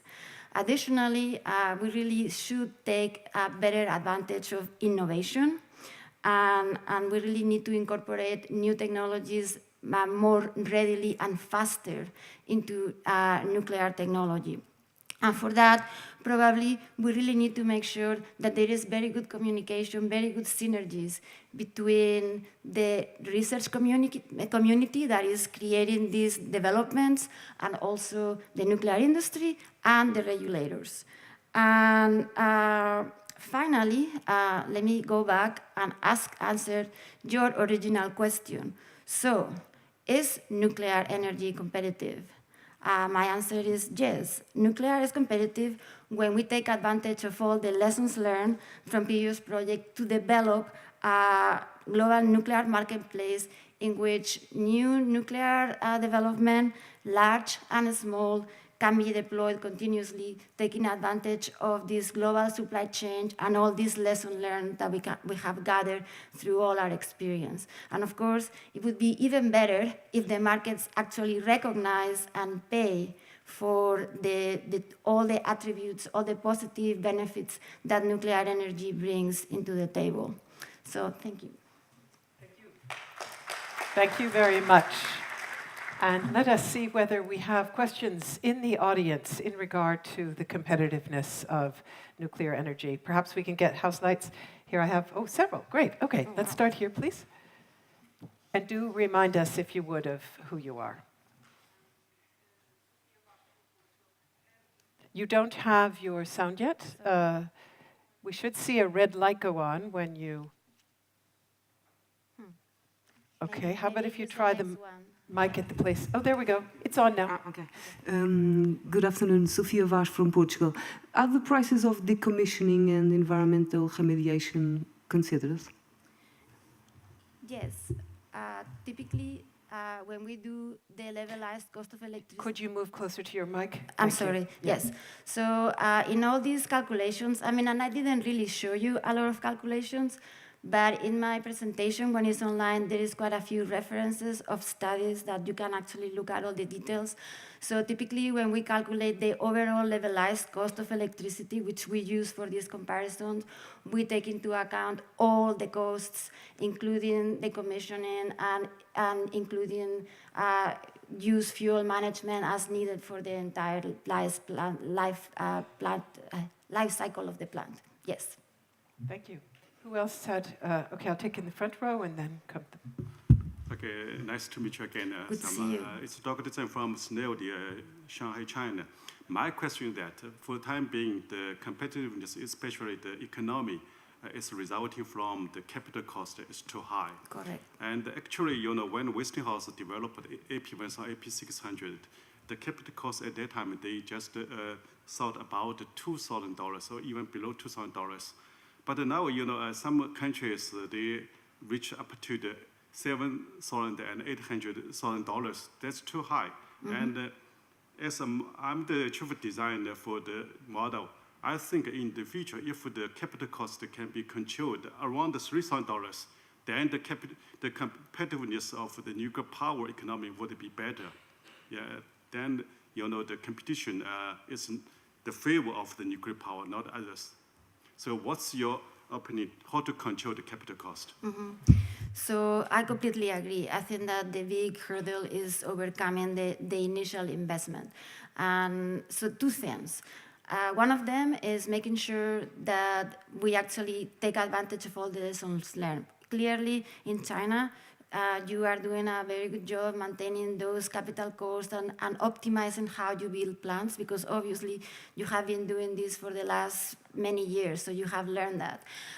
So I think we need to take that model in all other markets and make sure that if we continue building plants on a regular basis, hopefully we will be able to get rid of this syndrome of the first of a kind, and then it will be nth of a kind, and the overall efficiency on building these plants will be better. So that is the first thing. But the second thing that I mentioned very briefly at the very beginning is the investment risk, the financial risk. And we had a speaker this morning that discussed that also.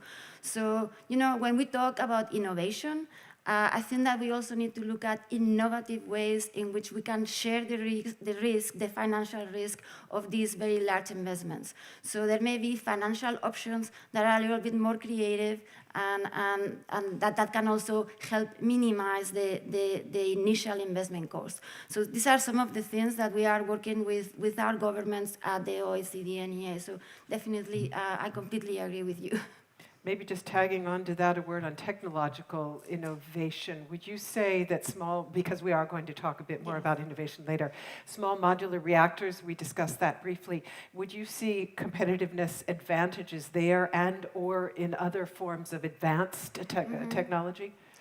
Yeah, I think that clearly, nuclear is, because of the nature of nuclear energy, I think that economies of scale make a difference on the overall economics. However, I think that, and we have seen this regarding to what we just heard, it is, while SMRs may not be more cost-effective on a per megawatt-hour basis, they may be more affordable, which is a huge, huge difference for many countries and for many companies. So if we can, in that sense, we may be able to deploy small modular reactors more readily, easier, and that also may help to close or to develop this supply chain that may help with the other larger reactors. So I think that they definitely can have a very good contribution to fill in the gap or the bridge between current technologies and maybe the next technologies.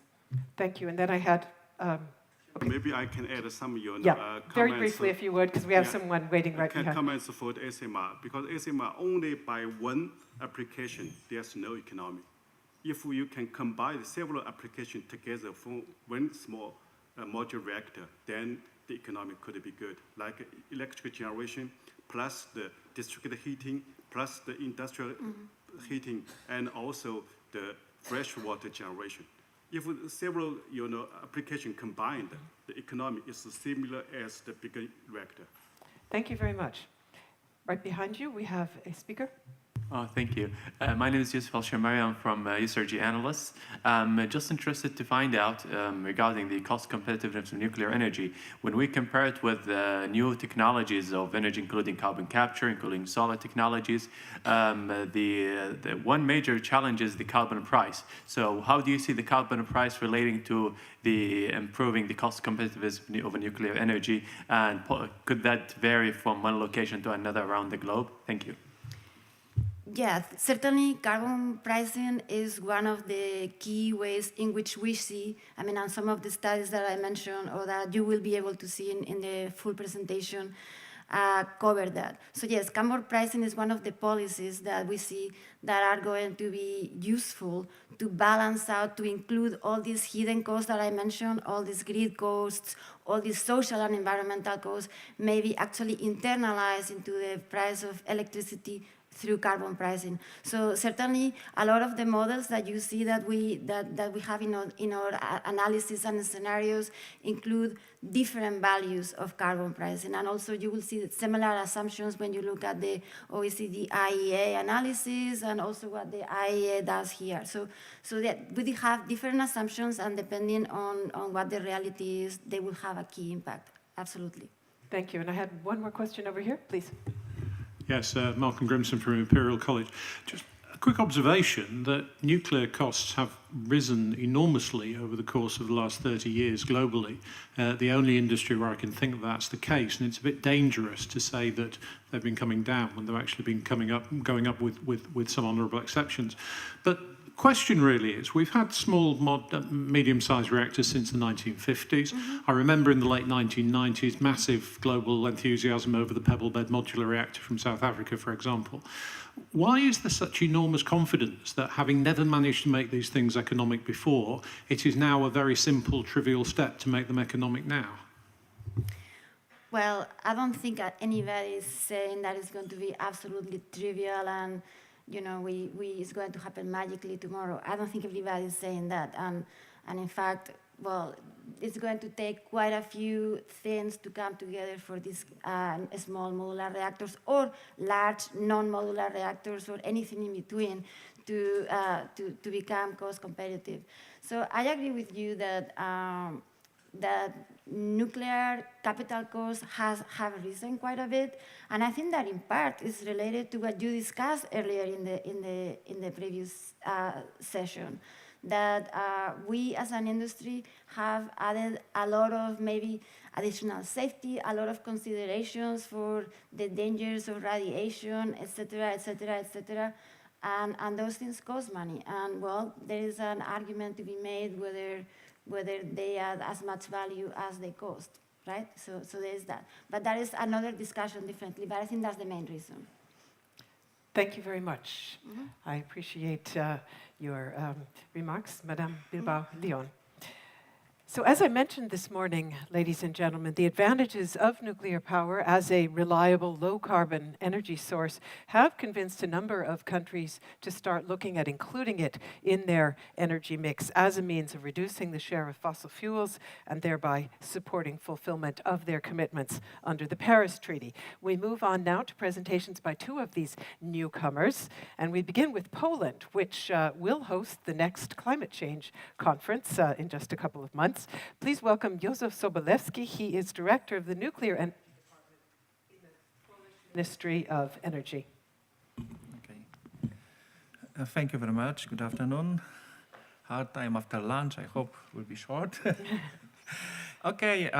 The question is, of course, why we are choosing this and looking on the climate. That's what's happened, especially last summer. Maybe it's a good idea. But the problem is how to realize this, how to making the work the best possible way. And this is something what we also analyze in Poland. And so this is the status that we have now. And our system is based in 80% in the coal generation, more or less half and half. No, it's 60% hard coal, 30% lignite. We are second after Germany, by the way, in the burning lignite in Europe. And of course, but not in the emission CO2. And you can see there are the different colors in the dots. And if you have the presentation, the paper, you will see where is the hard coal and where is the lignite power plants. And of course, the hydropower. And what is something what make me really unhappy is that this yellow nuclear is zero. And this is something we want to change in the next time, and I hope it will be possible. You know, when we are looking on Europe, then we are really behind the average using of the electricity in the Europe. We still, our society is becoming now more not only advanced but also rich, and of course there is a growing consumption of the electricity, and there is something what we need to fulfill. And we are looking also on this, what we should do with the CO2 emission. And this is because first we are a member of European community and we want to be member in the future. We want maybe to change a little bit. There is some problems that we have now. But generally we agree with the policy to reduce the CO2 emission, and therefore if you are looking here now the current and the future energy extraction, we want to reduce our hard coal using. But we cannot reduce this, you know, from one to the other day. This is something what take time. This is a big industry in Poland. This is 100,000 of people they are living in this. And therefore we decided that this is agree with European Commission that we will, as a target, we have a reduction of coal using in the electricity generation to 50% in 2050. I know it's a long time, but this is not easy job. And if you are looking on this picture here, you see that there is part of this, half of this picture, half of this cycle, the last cycle, is gray. That means there is not something what is not undefined. And our energy mix, maybe it will be announced official up to end of this year. This is something what is still very dynamic. And by the way, I am not a very big fan to define something what will happen in 2050 because it's outside of my expectation. Yes, it's something what is sometimes the politician analytics like, but with the real life is something nothing to do. We have now, of course, the part of renewable energy, mostly over 90% in the wind. We have not so much hydro because Poland is flat. We have not so big options for hydro. We have, of course, the bio and biogas, the renewable parts of the other renewable parts of energy, but this is percentage, singular percentage. Okay, and the question is what to do, especially looking on this. There is two aspects that we have now to reach this 50%. First, we don't want to reduce to strong hard coal burning, but we want to reduce lignite burning because it's more dirty. There is also the problem, there is not so big acceptation also in Poland, and there is something what we think if we not invest in the new mining for lignite, that quite simple, sometimes come to the end. And that is the time that will be in Poland also. And if you are looking now on the cost on the build new lignite mining with power plants, with network connection, is more or less comparable with the cost for nuclear. Therefore, this is a very important also the situation they have now. We not very often show this picture because it's not very pleasant for our country. If we are doing anything now and we are running so as it is the business, that means after some time we need to close some power plants, especially hard coal power plants, and that we have the situation in about 2030, we reach the situation that our production generation will be not cover our needs, our consumption. Not only in the maximum peaks or something when we can import the energy, but also in the normal daily using of the energy. And that means we have not so much time. And for me, this 2030 is the benchmark for the first Polish nuclear block. And this is important for us. Okay, and that was a discussion years ago, what to do, in which direction we go. Now we have in general two options in Poland. One is something what we are sometimes under strength pressure of the Europeans to go in the offshore industry, windmills, power, photovoltaic, and other what we think also inside, and this is more popular in the east part of Europe, to go nuclear. There is something what we simply need to do, because as I told you, we have a big hard coal consumption, but this all hard coal power plants was built in years ago. That on the left side you see the age, and this is really, we have a very, very old, they will be not fulfill the breath requirements from European community, and therefore we will be maybe modernized part of the power plants, but some quite simply we need to close. Also the lignite will be, we say, in the acting power plants and mining power plant, mining and power plants will be out about 2030. That means there is also in 20 years we have a problem with lignite burning, and of course the price of CO2. This is a very positive picture, because it was something what I put in the presentation in July, and now we have some prices for CO2 reached over 20 euro per ton. That there is much more as on the picture, but it was done 2 months ago, and as you see, the life is sometimes more hard. And there is something about also shows how is the better way to reduce the CO2 emission. I using here on this picture the Eurostat data, not from mine, this is from Eurostat. And you see here, of course, this curve. There is top is Polish emission. This is in grams CO2 per kilowatt hour. The one below is this is the German. And below is the Europe, and below is the France. If you see on this is over 20 years from 1990, the reduction of CO2 emission, and you compare, for example, Germany and Poland, we say that relative is more, we are parallel in reducing of CO2 emission. Yes, of course we start from other level, because we are heavily, we say, heavy CO2 emission due to our structure that we have after the socialistic time. But we didn't invest too much in renewable. We are quite simple, only reducing in the way that this that's efficiency for energy using is growing. And Germany, I don't know, they invest something like 250 billion euros in renewables, and the result is, you can see, this is facts, it's not propaganda.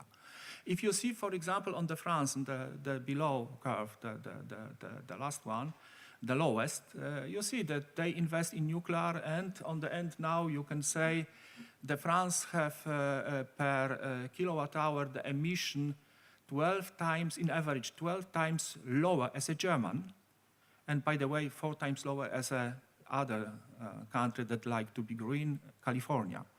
And this is the results, and that's now is question in which direction we should go. Yes, of course, not to be only looking on this what others doing. This is our power system in July this year. We have very hot summer, and you have this curve, this blue, is the consumption, yes, and this over 5,000, this line is what we have installed in the windmills in Poland, over 6.5 gigawatts.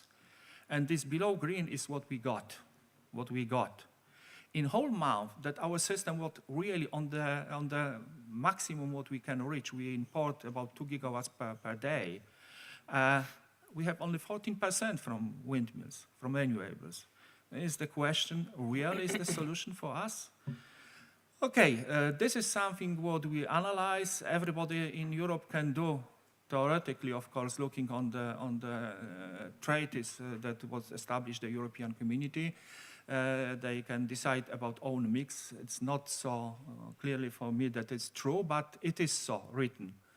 Okay, we start our nuclear program in the previous government. It is about 2009 we started to work on this.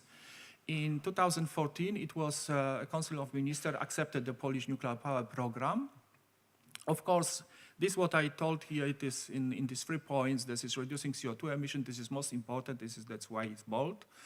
It's of course the assuring long-term security of electricity supply. This is important that in Poland, the state is responsible for energy security.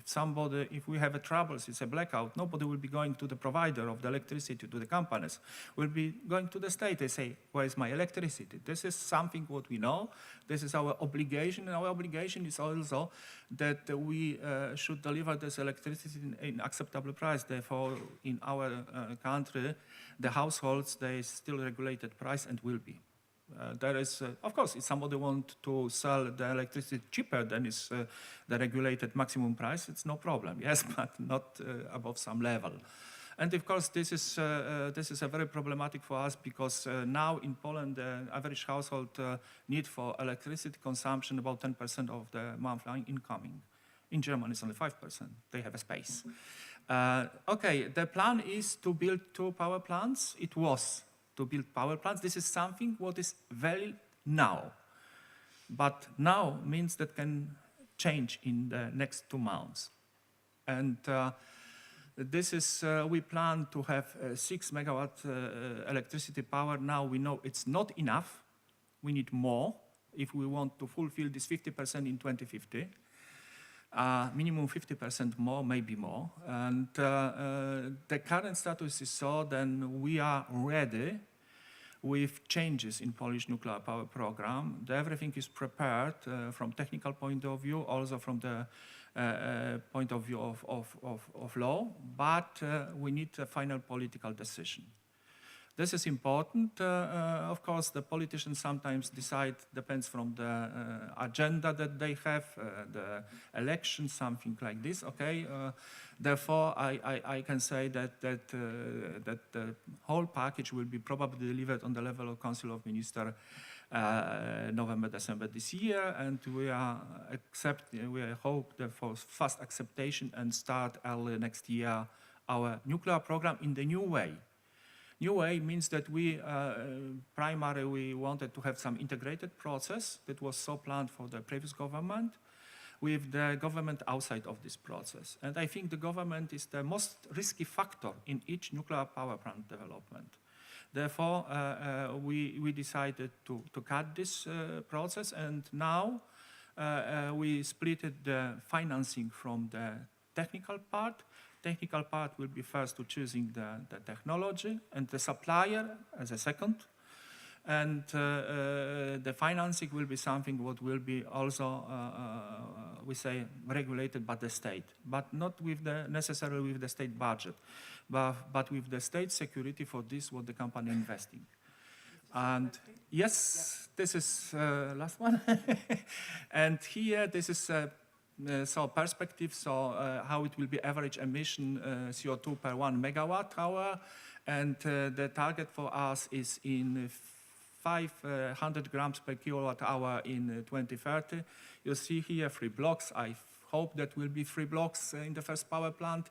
And that will be something what we can in this moment say we fulfill the expectation of European community. Thank you very much. Thank you very much. One brief question I think we could take, if there is a question for Mr. Sobolewski in the audience. Okay, if you would, briefly, please. Yeah, very simple. When to start to build the nuclear power plant in Poland? Okay, as I told you, that the decision is now political, everything is prepared. If the position will be done up to end of this year, we start with, we say, first procurement processes in spring next year. Thank you very much. Other questions? I would suggest maybe trying to catch up with Mr. Sobolewski in the break so that we can get back on track. Thank you so much for that. Thank you. We move on now to sub-Saharan Africa, and like many other countries with burgeoning populations, Ghana is facing high energy demand in coming years. It has decided to work with the IAEA to make sustainable nuclear power part of its energy mix to help meet that demand. And we hear more now from Joseph Essando Yedu. He is Director of Strategic Planning and Policy of the Ghana Energy Commission. He led the team that developed Ghana's first Strategic National Energy Plan, and he's now working with team members to update that plan to 2030. He was also a lead author on the UN Intergovernmental Panel on the Climate Change Fifth Assessment Report. Welcome. Yeah, thank you. Good afternoon, distinguished audience. Yes, this is Ghana. I'm very sure when you mention Ghana, what you know, the most popular activity that comes to your mind is football, soccer, right? I think the last two sessions in Brazil must be Germany. As for Australia, you don't come at all. Fine. Yes. Well, also we are noted for gold. In fact, during the colonial time, we used to be called Gold Coast. And then after, before California and then Australia were discovered, Ghana was the largest supplier of Gold Coast, then was the largest supplier of gold. And now cocoa, we're still the second largest exporter of cocoa, what you use making chocolate, right? Those who like eating chocolate, it's largely coming from Ghana cocoa. And then about 700,000 tons a year. Fine. And now also we have some bauxite, very huge bauxite deposit that really want to use a lot of power. You know, bauxite really smelting requires a lot of power, electricity. And then also now you have some petroleum oil and then gas. Well, the levels are about 100,000 barrels a day. But if you consider it an export, I don't know. It depends. Ghana, we are happy with it, but to me, it's a small thing, right? Now, well, looking at all these exports, look at it. We say what? Energy is ability to do work. So no work, no energy, less work, less energy, less work. And less energy also means less job creation. And not just ordinary work, but also creating, right? So look at all the countries dotted in red. Down there, most of them West African countries. Look at the electricity consumption per capita, very small. And look at all those high countries. We say, no, we are not satisfied. Even though we are now a lower middle income country, we say, no, we want to move up, higher. We can do better. That's what I'm talking about. And then when you're talking about economic growth, we are not just interested in oil growth economy, where we just export commodities oil, and then when oil price tends to $100 to make a lot of money, your GDP expands. No, we want non-oil action. That's what we're talking about. So, as a country, we now have a long-term vision to move from this present level of middle level, or I would say poor middle level income country, to upper middle or high income, like your countries. Right, and then what you have in picture is South Korea. We're talking about an appropriation 30 million. In that time, 1957 will be 100 years. In fact, the first African country to really receive independence from the colonial masters. So 100 years want to be like them, want to be like UK, like Austria, Germany, all this, if possible. That's what we're talking about. So we're talking about per GDP per capita of about $12,000. And then electricity consumption, installed capacity of 50,000 megawatt, consumption around 10,000 kilowatt hour from the present of 420 kilowatt hour. So now, even though electricity is, the demand is growing all right, but we are saying it's not enough. This is what we call the bottom-up approach. You allow the economy to grow naturally. No, that's what we are not talking about. We want to talk about top-down. What do you want to use the power to do? And when we became independent in 1957, we had a very good president who said what? That time, electricity consumption of the country or installed capacity was just about 200 megawatts. We went to the World Bank, and then other countries also approached the World Bank. And we had a huge hydro reserve that time, and they advised Ghana and these countries, oh, don't go for hydro. It's very expensive. Go for jet diesel. Our fair president said, hey, come on, we're not going to do that. We want to go to the hydro. And then, as a country, a small country, we developed 600 megawatt hydropower plant at the time, and then now 1,220 megawatt power plant. That time is still, in terms of surface area, is the largest in the world. Just Google Akosombo hydropower plant. But in terms of capacity, about around the 10th or something, that is not as big as that. But then, so we said that is even not enough, because we need power, electricity to do all that. We have a lot of bauxite, like I mentioned, a lot of others. We just don't want to export commodities. We want to really convert commodities into products, added value, and sell to countries like your countries and others. Not just shipping cocoa to you, not just shipping oil. No, even oil, you want to process the oil, refine it, and send the products to you like you do to us, to make money of it. And that requires extremely high electricity demand. And you're talking about now, you talk about 4,300 megawatt to about 50,000 megawatt. That is about 40 years' time. That's what you're talking about. So we look at the hydro resource now, virtually nil, we use all. We look at the driver number 4, we look at gas field, it's just now have a limited gas field. In 20 years' time, we will deplete it of gas. In fact, we get gas from Nigeria, we have a West African gas pipeline. But I can tell you, a pipeline that was supposed to supply about 400 million cubic feet per day, the maximum it has ever supplied 100 million cubic feet per day. And then as average about 60. We don't want that. And then, yes, we also have, we look at our normal development, we have greenhouse gas emissions. And we see nuclear really as the option to go, really to really bring down the greenhouse gas emissions, really to help us also to meet our Paris agreement. So we see that that's what it is, the energy mix we have. The driver number 5, really we believe that having nuclear will also help us to have a very sustainable energy mix, and then also ensure the security. And the one thing that you can also use the nuclear to replace the gas that we're talking about using electricity, and also the coal, that's also a part of the energy mix. So why nuclear? In summary, we're talking about long term, and then in terms of economic-wise, to me, it makes a lot of economic sense for us. In terms of greenhouse gas emissions, also make very sensible for us to go, really to meet the climate change commitments. Thank you very much. Right.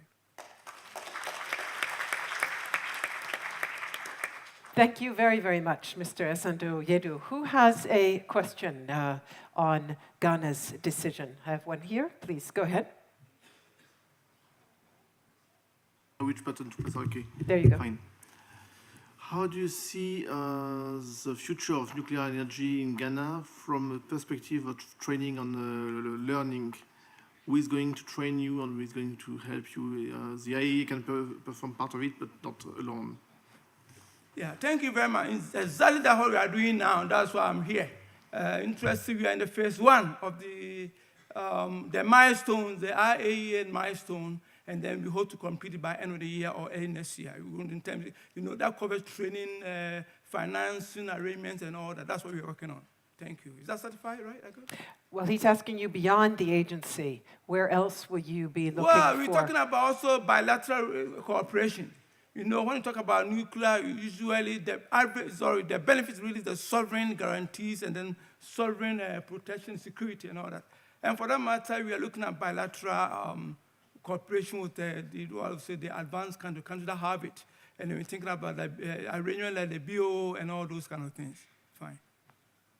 Thank you. Question here? Yeah, I think Ghana is very promising for the nuclear power plant build up. But what is your system, especially for the education system? You needed the nuclear engineering. Mm-hmm. You needed the support from industry. So what's now the base for that? Yeah, thank you very much. Now, unfortunately, the IAEA has helped to set up a graduate school in our country. Really, that we are training, I would say, interested graduates and persons, not only from Ghana, but also from the sub-region. And then also you put in a lot of structure. In fact, if you Google at the IES, you have a lot of capacity in terms of planning and all that. That's even last year, we helped the IES to train some expert counterparts from sister countries, Nigeria and Togo. Thank you very much. And that was a point mentioned earlier, wasn't it? That there are very real positive externalities associated, such as human capital, social, and so on. Ms. Rising, did you have a question? Yes, please. Okay, thank you very much. I wanted to ask you two questions. Right. What and when will be your next decision implementing a nuclear program? Right. And what would you like to see from the global nuclear industry to support you? Right, thank you very much. What I'd like to see is really, like you mentioned, the training aspect that we are doing to come and help us, and also particularly in the financing side.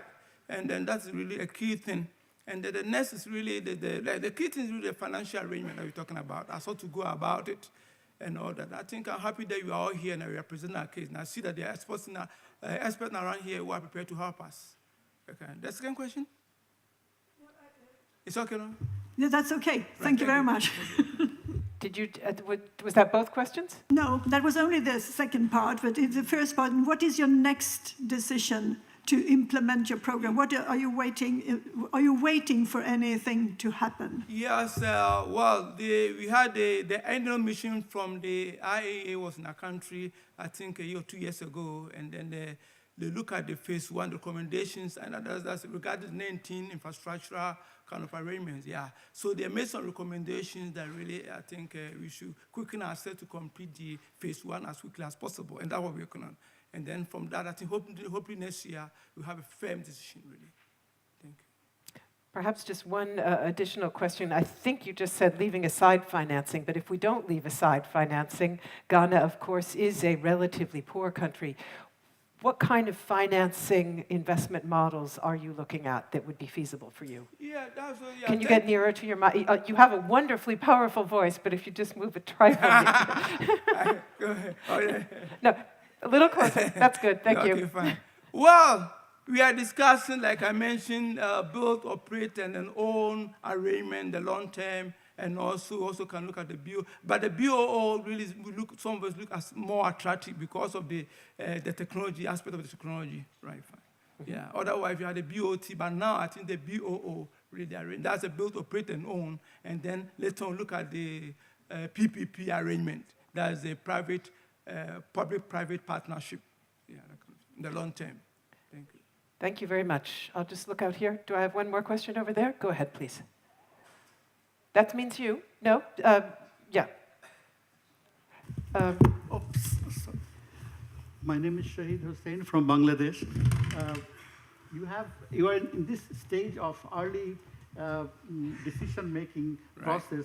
How far you have internally considered the issue of back end, that is the radioactive waste and spent fuel issues? Thank you. Yeah, it's all part of the discussion. Like whoever is coming, like you mentioned, what kind of assistance can we get from the advanced countries or those countries already having nuclear? You also know when you're discussing or doing all these negotiations, the waste is also part of it. Really, in fact, as part of the phase 1 arrangement negotiations, it's about how do you handle waste management, the waste aspect.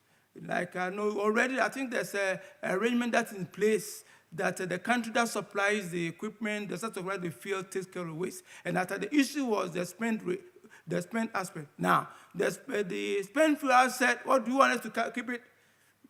If we keep it to our advantage, but I can tell you that most developed countries will have to have it back. Thank you very much. Thank you. Okay, one more. Go ahead, please.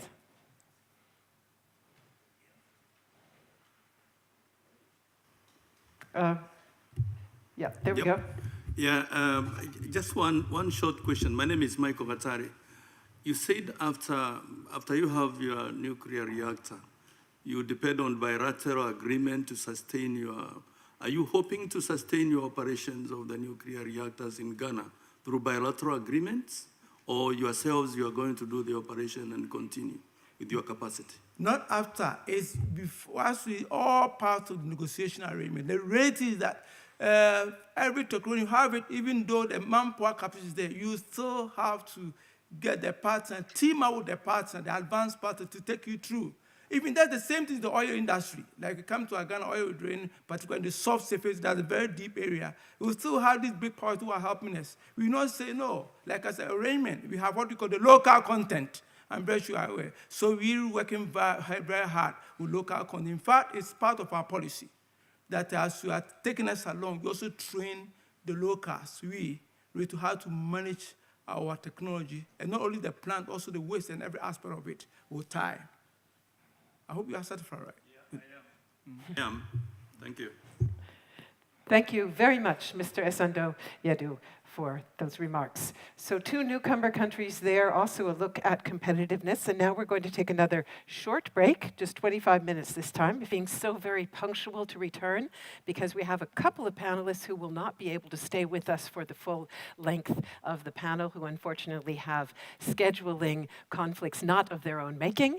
And therefore, I'd love to begin as promptly as possible. And we are in this panel now wrapping up the session that we've had on the role of nuclear power in mitigation by taking a look at innovation. And at the time that the Sustainable Development Goals were signed, the then UN Secretary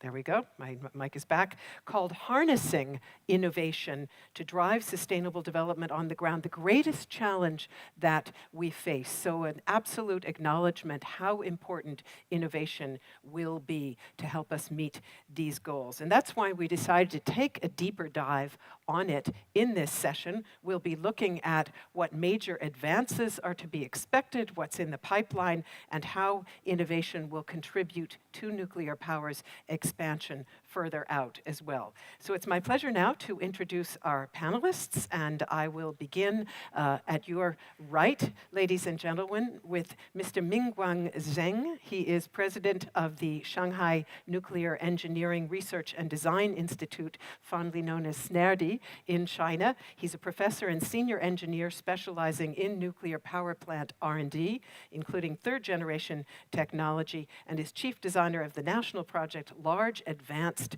Pressurized Water Reactor, as well as CAP 1400. So a very warm welcome to him. And we won't applaud right now. We'll applaud later on after they do their presentations. That'll speed things up as well. Next to him is seated Mr. Anton Moskvin. He's vice president for marketing and business development in Rosatom overseas, active on the global market, and he leads its activities in international business development, scouting for market opportunities for both large and smaller scale nuclear power plants.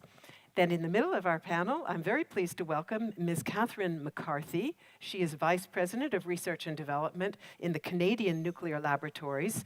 In her previous post at the Idaho National Laboratory, she was deeply involved in promoting innovation on advanced reactors and advanced fuel research. So a very warm welcome to you as well.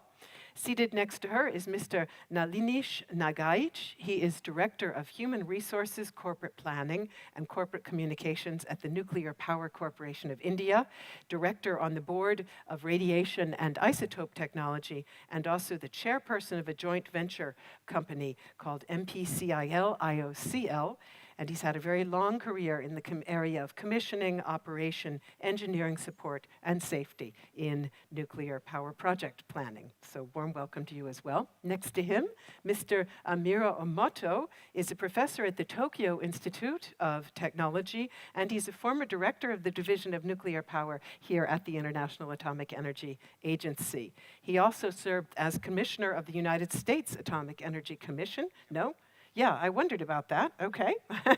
Thank you very much for the correction. As commissioner of the Japanese Atomic Energy Commission and as an advisor to the Nuclear Risk Research Center of the Central Research Institute of Japan's electric power industry. He started his professional career at TEPCO. Very warm welcome.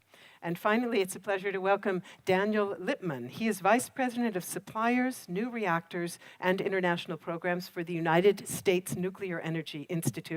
He's responsible for policy issues related to supplier and nuclear fuel-related companies and advanced reactor deployment. And before joining NEI, he was Senior Vice President at Westinghouse, responsible for managing global deployment of new power plants. So we've got a fantastic panel here on hand, and I would like to get started right away with a look at that question that I put out there at the outset, which is basically what near-term innovation our panelists believe holds promise in terms of expanding nuclear power's share in the energy mix, and also further out what you think are the most promising innovations in store. So please do begin. Ladies and gentlemen, good afternoon. It's my honor to talk about the innovations.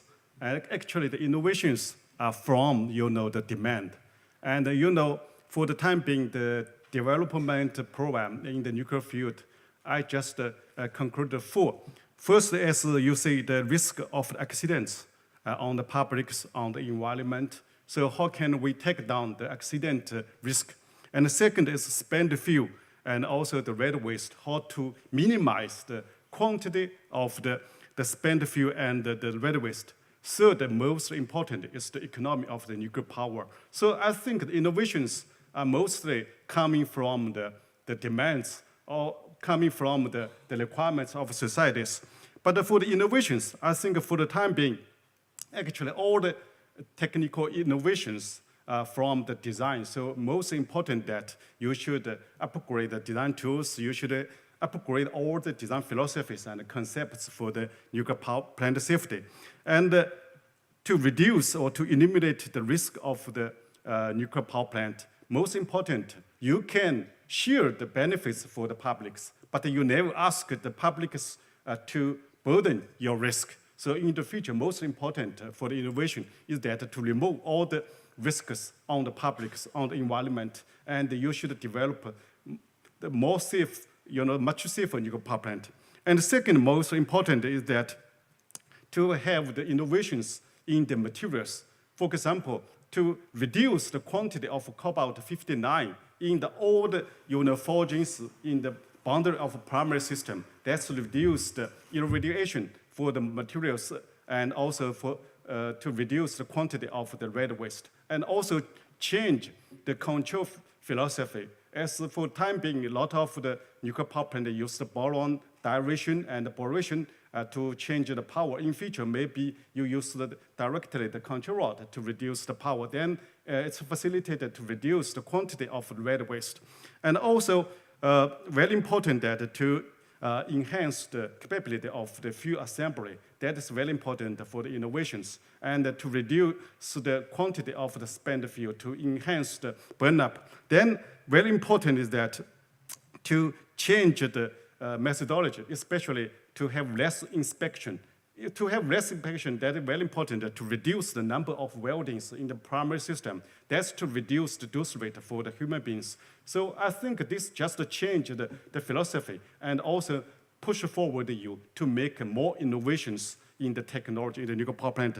And the most important that for the cost and for the price of the nuclear power plant and also for the cost of electricity.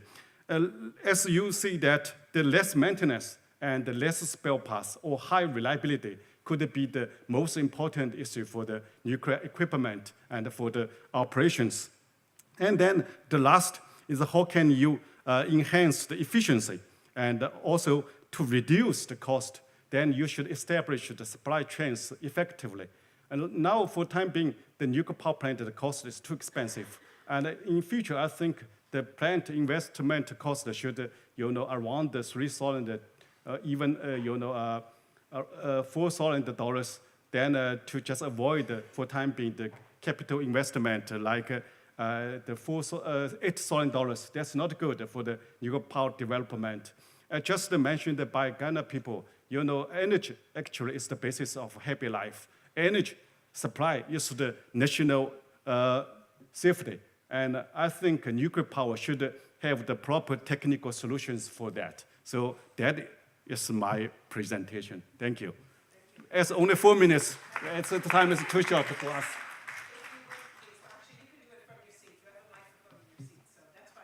I can stand here.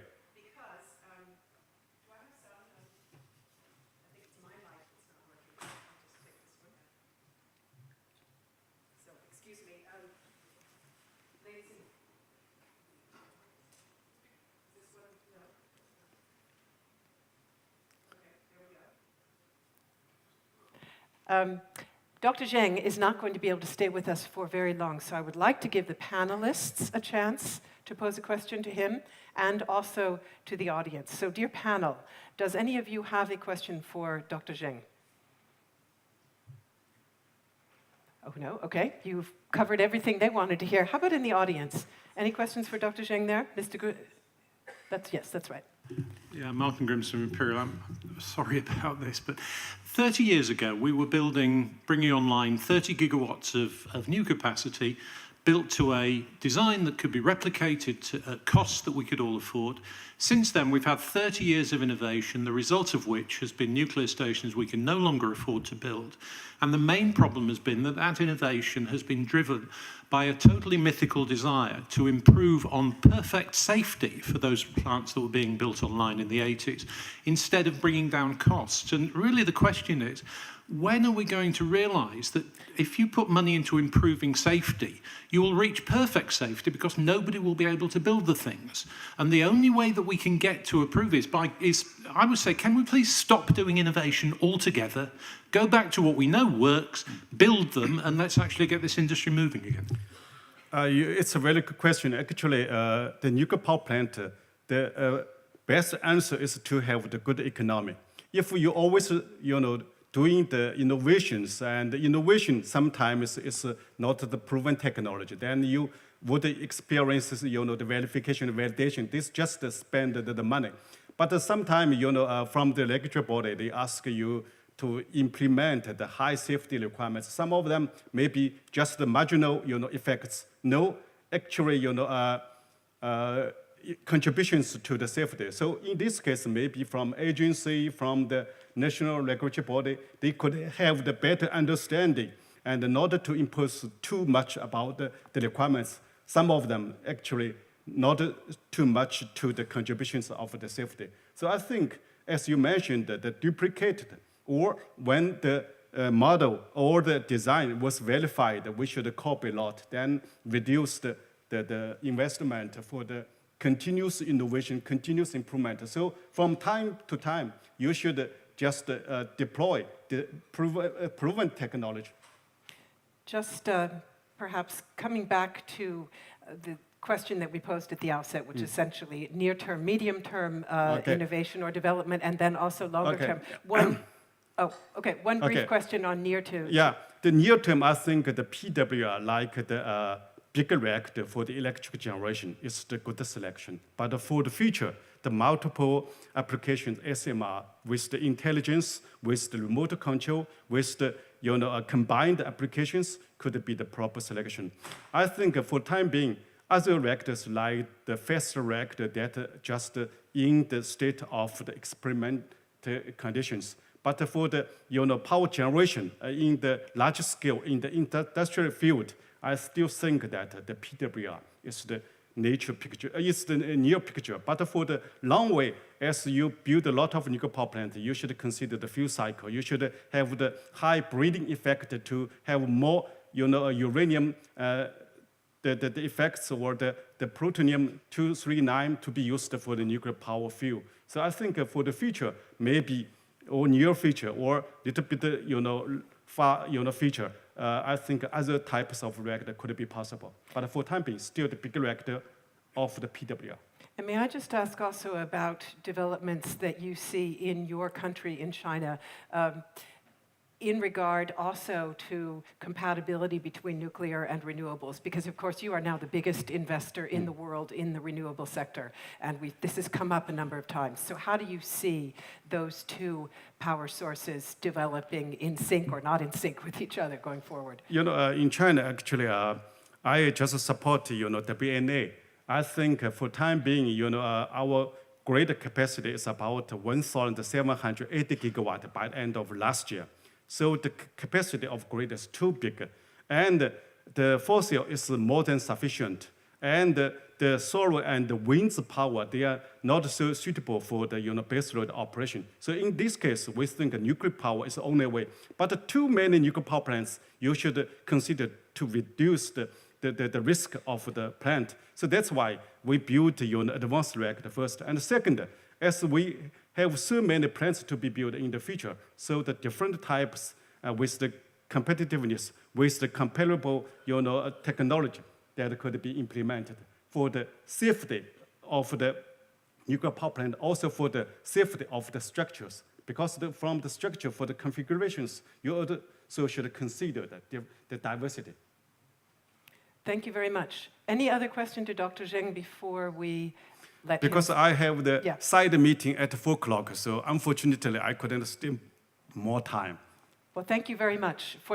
I have one from Ms. Rising, please. Agneta Rising, World Nuclear Association. I wonder if you have some numbers or anything to compare the levelized cost of electricity for the different energy sources you are using in China, comparing the cost of wind, solar, and nuclear and coal, what you have. I think for the time being, the winds and the solar are still above the nuclear power plant generation cost. And the nuclear power plant, if the generation 3, like AP1 in the Salmon, just a 4-power operation. And I just heard today, the power generation from Salmon is about 1.3 billion kilowatt already. So with the validation of generation 3, the cost investment of nuclear power would be reduced. The investment would be reduced. And with that cost, I think it can comparable with the fossil power plant. So in future, the economy of nuclear power in China should be very good. And also in China, the government just want to deploy the heating reactors with SMR in the northern land, because in China, the very serious condition is in the winter, because the thermal power plant, actually the pollution is very high. So we think that if all of these thermal power plants to be replaced by SMR, then the Chinese blue sky and the Chinese environment would be beautiful, would be better. And we also would like to share all with you. More blue sky days in China. I'm told that's an expression. Thank you very, very much, Dr. Zheng, for being with us. So thank you very much. I should leave. And thank you, dear panel, for allowing that excursion away from the presentations. I will now continue asking for those presentations on both the near to medium term and longer term picture in terms of innovation, and go on to Mr. Mosvin, please. Good afternoon, ladies and gentlemen. Having in mind we have quite a diverse, as I understand, audience today, let me address to those who are not in the nuclear industry. I believe that many of you, or most of you, don't hear a lot about the nuclear innovation, or hear or read a lot about the nuclear innovation. Unlike you do with regards to the renewables, or even fossil fuels sometimes, with regards to the batteries. But it's important to understand that from the very beginning of nuclear industry, from its nuclear history, getting energy from nuclear fuel is one of the greatest innovations of our time. And through all this history, many companies and organizations are working to deliver on innovations to deliver the energy got from the nuclear fuel in the very efficient and safe way. Let me address to my slide. And during recent years, you can see that efficiency and safety is one of the major pillars of the nuclear innovations. But during the recent years, it became not enough. And we are, as Rosatom, as leader on the global market, and we gained our success through innovations of a different kind, from looking for the business solutions which will provide in new forms and ways to deliver this nuclear energy to the customers in a more comfortable way. Safety, of course, is the first priority. There is no other, you know that there is no other energy industry which addresses safety issues with such a priority as nuclear industry does. Over 30% of capital cost of every nuclear power plant is related to the cost of safety systems. I agree with our colleague here that this is a lot with regards to the capital cost of any energy project. And we have very strict rules, we have very strict procedures, and vendors are even competing on the terms of safety of their solutions, of their safety concepts. And please try to find any other industry where the safety issues are addressed in the same way. there are not many. And we define the development levels of the safety in the nuclear power plants based on generations. The current most modern generation is the generation 3+. I'm proud to say that Rosatom has 2 nuclear power plants already commissioned, one last year, one this year, based on generation 3+ technologies. These nuclear power plants combine unique combination of active and passive systems in our design. But the next big stage, next big step is the generation 4 reactors. They have even more intrinsic security and inherent safety features. And we in Rosatom have built 2 fast breeder reactors which are related to generation 4 reactors and are getting prepared to construct a purely generation 4 in the coming years. When it comes to efficiency, nuclear energy is one of the most efficient as well. You don't find any other source of large-scale energy that is so compact in size. One pellet of fuel of 4.5 grams of weight can substitute almost 500 kilos of coal, 500 kilos of oil, and 500 cubic meters of gas. And even more promising innovations are in the way we construct and operate the nuclear power plants. You can see there are many areas where we are developing innovations in the efficiency field: digitalization, 3D technologies, artificial intellect, automatic and robotization. All this can apply to the nuclear power plant designs development. We believe that nuclear energy has many advantages, but they shall be delivered to our consumers in the very comfortable forms, as I said in the beginning. In most of the cases, you cannot just construct a nuclear power plant and supply it to the customer. You need to develop the nuclear energy-related infrastructure, human resource development, local industry development, financing, public relations, support and operation and maintenance. Second, to be competitive with other sources of electricity, we are proposing flexible business models from EPC construction to joint ownership of the nuclear power plant. And third, we develop different designs of all ranges. You can see the nuclear power plants are being developed in the large-scale capacity, medium-scale capacity, and small-scale capacity.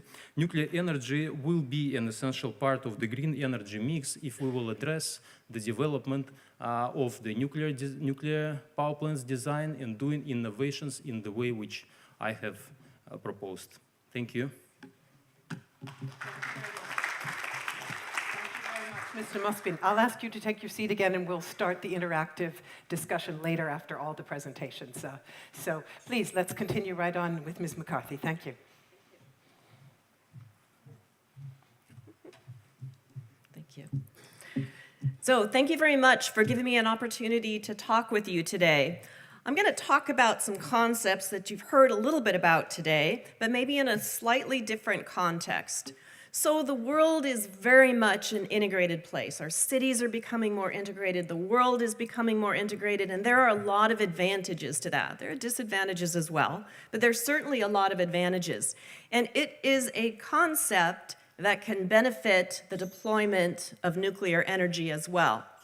You've heard a little bit today about systems that include a variety of energy producers. And we've heard that nuclear power plants can load follow, and they can load follow, and they do load follow in some places. But I have yet to see a nuclear plant that load follows and it benefits economics. Because typically nuclear power plants, because it's a large capital investment, they're far more affordable if they continue to run, and they're very good at continuing to run. You've got in the United States capacity, actually availability that's greater than 90%. And so we want to take advantage of that, and one way to do that is through these clean energy parks or hybrid energy systems. You'll hear them called different things. And the idea behind it is that you have a set of components that together are more valuable than they are separately. And I'm going to go through some examples. In the center of this slide, you can see some of the components that could be part of a clean energy park. You need some sort of energy producer. And while I'm focusing on small modular reactors as the primary energy producer, or sort of the centerpiece of the clean energy park, it can be a large reactor as well. So in this park, you might have an SMR, you might have some sort of variable energy source, maybe it's wind power, perhaps it's solar power. You have some sort of energy management system, some sort of energy storage, because in the end, you want the balance, the power to be constant coming out of it. The grid, as it's currently envisioned, doesn't really like power that goes up and down. And typically, if you're depending on power, you want it to be consistent. So some sort of energy storage, maybe hydrogen production. Hydrogen is an energy carrier, and that can be a sort of energy storage as well. But what you actually do in your system should be fit to the environment where you want to deploy it. So it isn't clean energy park for the sake of putting a bunch of things together, but rather what's the right thing with your environment? And I'll take as an example the far northern communities in Canada. Far northern communities today typically run on diesel.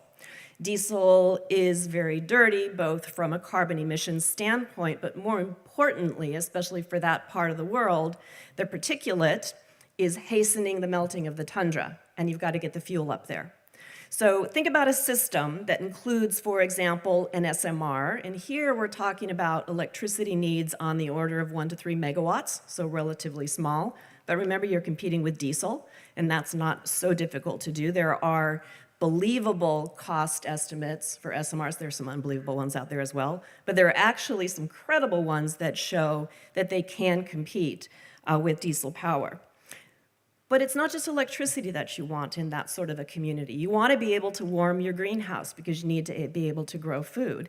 And you've got to have a reliable power source because it's a matter of life and death. In the middle of winter, if you lose your heating source and you have no way to heat, now we're talking about, again, a matter of life or death. So a lot of different things that you can do, and there's a lot of interest in these sorts of systems. And as I mentioned, they can be large reactors, they can be small reactors, but in the end, what I think is important here is that you fit the system to your environment and look at things as a whole. And my final premise, small modular reactors open the door for new applications of clean nuclear power. So thank you. Thank you very much, Catherine McCarthy, and we move straight away to Mr. Nagaic, please.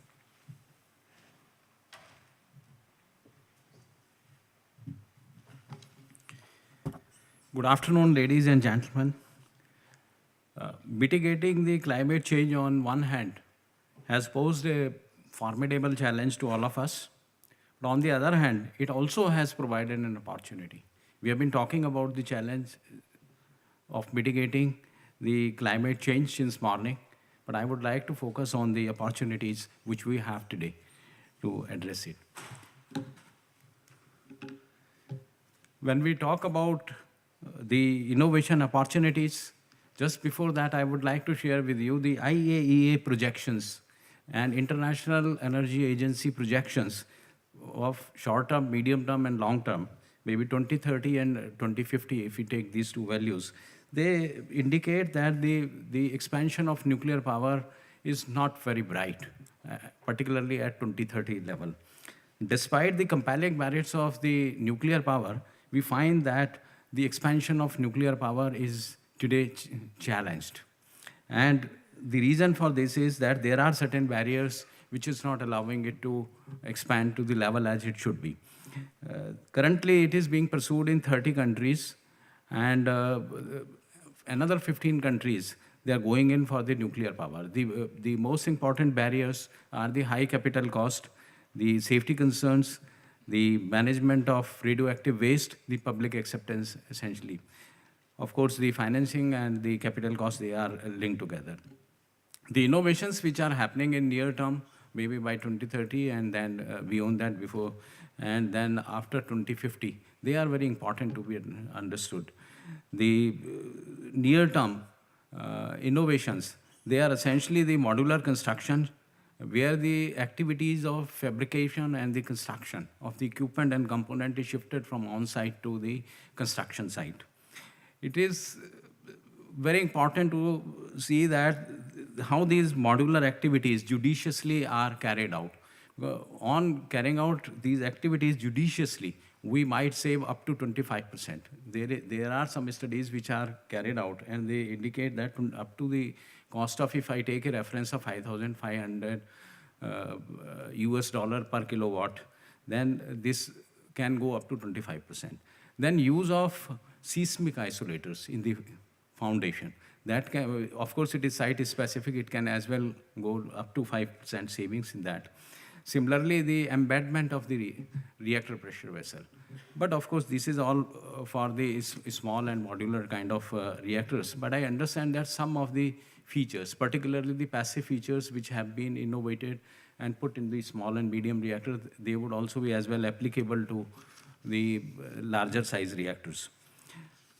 The designs of these, just before that, I would just like to, the second area, which is very important, is the advancement of the fuel cycle. Here, since morning, we have been hearing from our friends from Russia closing the fuel cycle. I'm very happy to share that India already is having 3-stage nuclear power program, which is indigenous, on course, and robust.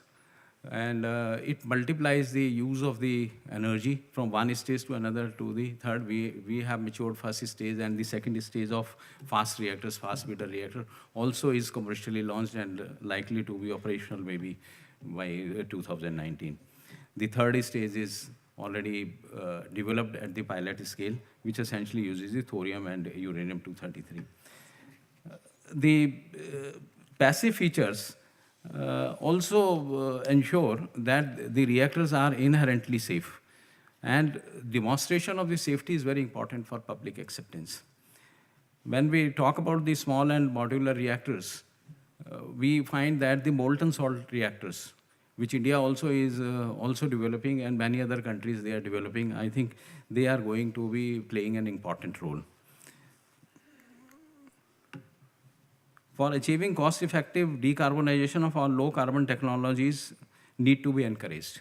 However, nuclear power is not provided the same policy. Now, the policy initiatives are equally important. If nuclear is to expand, then the policy initiatives of considering all low-carbon technologies at par, as Director General World Nuclear Association morning was mentioning, there you cannot discriminate between the two technologies which are meeting the same goal. It is very important. I think there has to need to be a level playing field for the nuclear power, and the entire nuclear community should strive for it, should try for it. The challenges, as I told, public acceptance. We heard morning one presentation, we saw one presentation, and we also heard in between how people are just carrying out. It is a country specific. How you deal with your people is basically depend on what kind of culture, what kind of languages are being spoken, and what type of communication is acceptable. So, but then it is very important that we must be transparent. The information which is provided to the public is fact-based, and then we have to engage with the important groups of the people, those who can be a connector between you and the public. For example, the people, the representatives of the people, the doctors, the press and media persons. So it's very important. As far as the financing is concerned, I think we have to redesign our financing models, and when the capital cost with the innovations which I just discussed is brought down, I think the financing issues will also be sorted out. Last but not the least, as far as India is concerned, we have been very sensitive and responsible to address the climate change. I am very happy to share here that we announced to cut down up to 20% over the level of carbon emissions in the year 2005 by the year 2020. We have already achieved that target, and now our all climate actions are directed to see that we deploy the low carbon technologies, all low carbon technologies, solar, wind, and nuclear together. There is a nuclear power. A boost has been given by the government of India, where last year, 12 reactors, they have been sanctioned for us. And out of 12 reactors, 2 are light water reactor of 1,000 megawatt, and 10 reactors are our homegrown technology, Indian pressurized heavy water reactors in a fleet mode. And I think that's very important. We'll come back on the fleet mode after some time. India is also a promising, a player for the new technologies like separation of the actinides from the spent fuel and burning them, use of molten salt breeder reactors, and then high temperature reactors and accelerator driven systems. We are working on this as the others are working. Thank you very much. Thank you. Thank you very much. You may take your seat. We will take questions after all the presentations. Thank you. Mr. Omokto, please.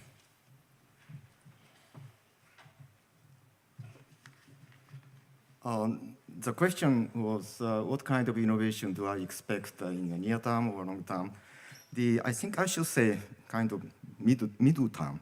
The innovation I expect is that the nuclear reactor delivers not only electricity, but also other products such as process heat or the energy carrier. This may be called hybrid production using high temperature heat. This will expand the use of nuclear power, nuclear energy, and help decarbonization in non-power sectors such as industry or transportation. Many Generation 4 reactors, such as sodium-cooled fast reactor, very high temperature reactor, or molten salt reactor, enable this application because by supplying heat of 500 to 700 degrees Celsius or even 1,000 degrees Celsius. Let me discuss this point in the context of cross-sectorial integration of nuclear and renewable in low-carbon society. Nowadays, it looks like the photovoltaic became the cheapest source of electricity in many parts of the world, according to the OECD IEA. According to Lazard, as is shown on the second, in the middle, the unsubsidized levelized cost of electricity by new intermittent renewables are cheaper than nuclear. But this, of course, this does not include societal, environmental externalities, nor intermittency-related cost. If there is some subsidies, then these subsidies accelerate the deployment very much. For example, in the case of Japan, the solar panel has already exceeded the installed capacity of nuclear within a matter of 4 or 5 years. However, as is shown at the bottom of this slide, merely increasing the share of solar or wind does not necessarily lead to greenhouse gas emission reduction nor affordable electricity. Sweden and France, as is shown on this table, meet emission target of 50 gram CO2 per kilowatt hour, which is UK CCC target by 2030. And also within affordable price, owing to substantial share of dispatchable clean energy source, which is nuclear and hydro. The deep penetration of intermittent renewable, as is shown here, makes significant change in the electricity market. The notion of base load is gone. According to MIT report released in March 2017, 2/3 of nuclear power stations in the States are not profitable because of the cheap shale gas and also the price collapse and even negative price because of the intermittent renewable. So what should be a response strategy from nuclear to this situation? Level playing field and subsidies based on clean energy equality would help. However, on the part of technology, increase of intermittent renewable requires generally 3 things. One is the flexible generation, second is storage and hybrid production. The third is smart grid management, including demand-side management. This view graph illustrates example of the complementary use of nuclear and intermittent renewable. The key is how we can fully utilize both nuclear and intermittent renewable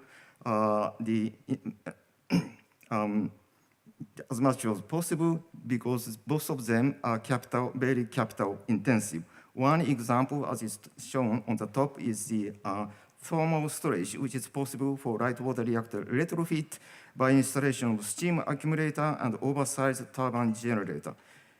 Economic stage using fire block is possible only by much higher temperature. Another example is nuclear hybrid production to produce process heat or energy carrier such as hydrogen for transportation. Switching products between electricity and other products can be done depending on the amount of electricity supply from solar and wind.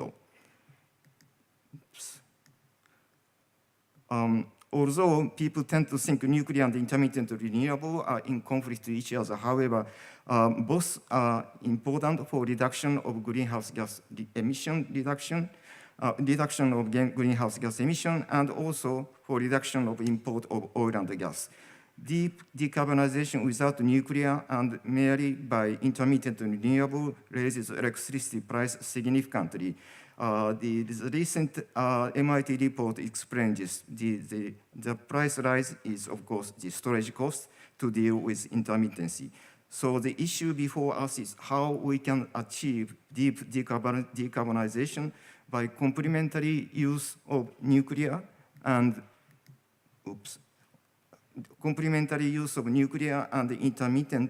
intermittent renewable with minimum burden to the society. We need innovation in institutional arrangement, and also we need innovation in nuclear technology for hybrid production.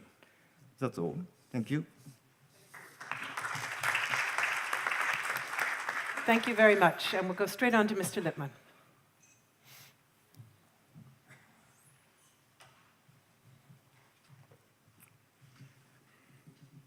Thank you, colleagues. It's a pleasure to introduce you to my presentation. In the interest of time, I'm going to talk about the two major areas of innovation. The first is innovation of the current fleet.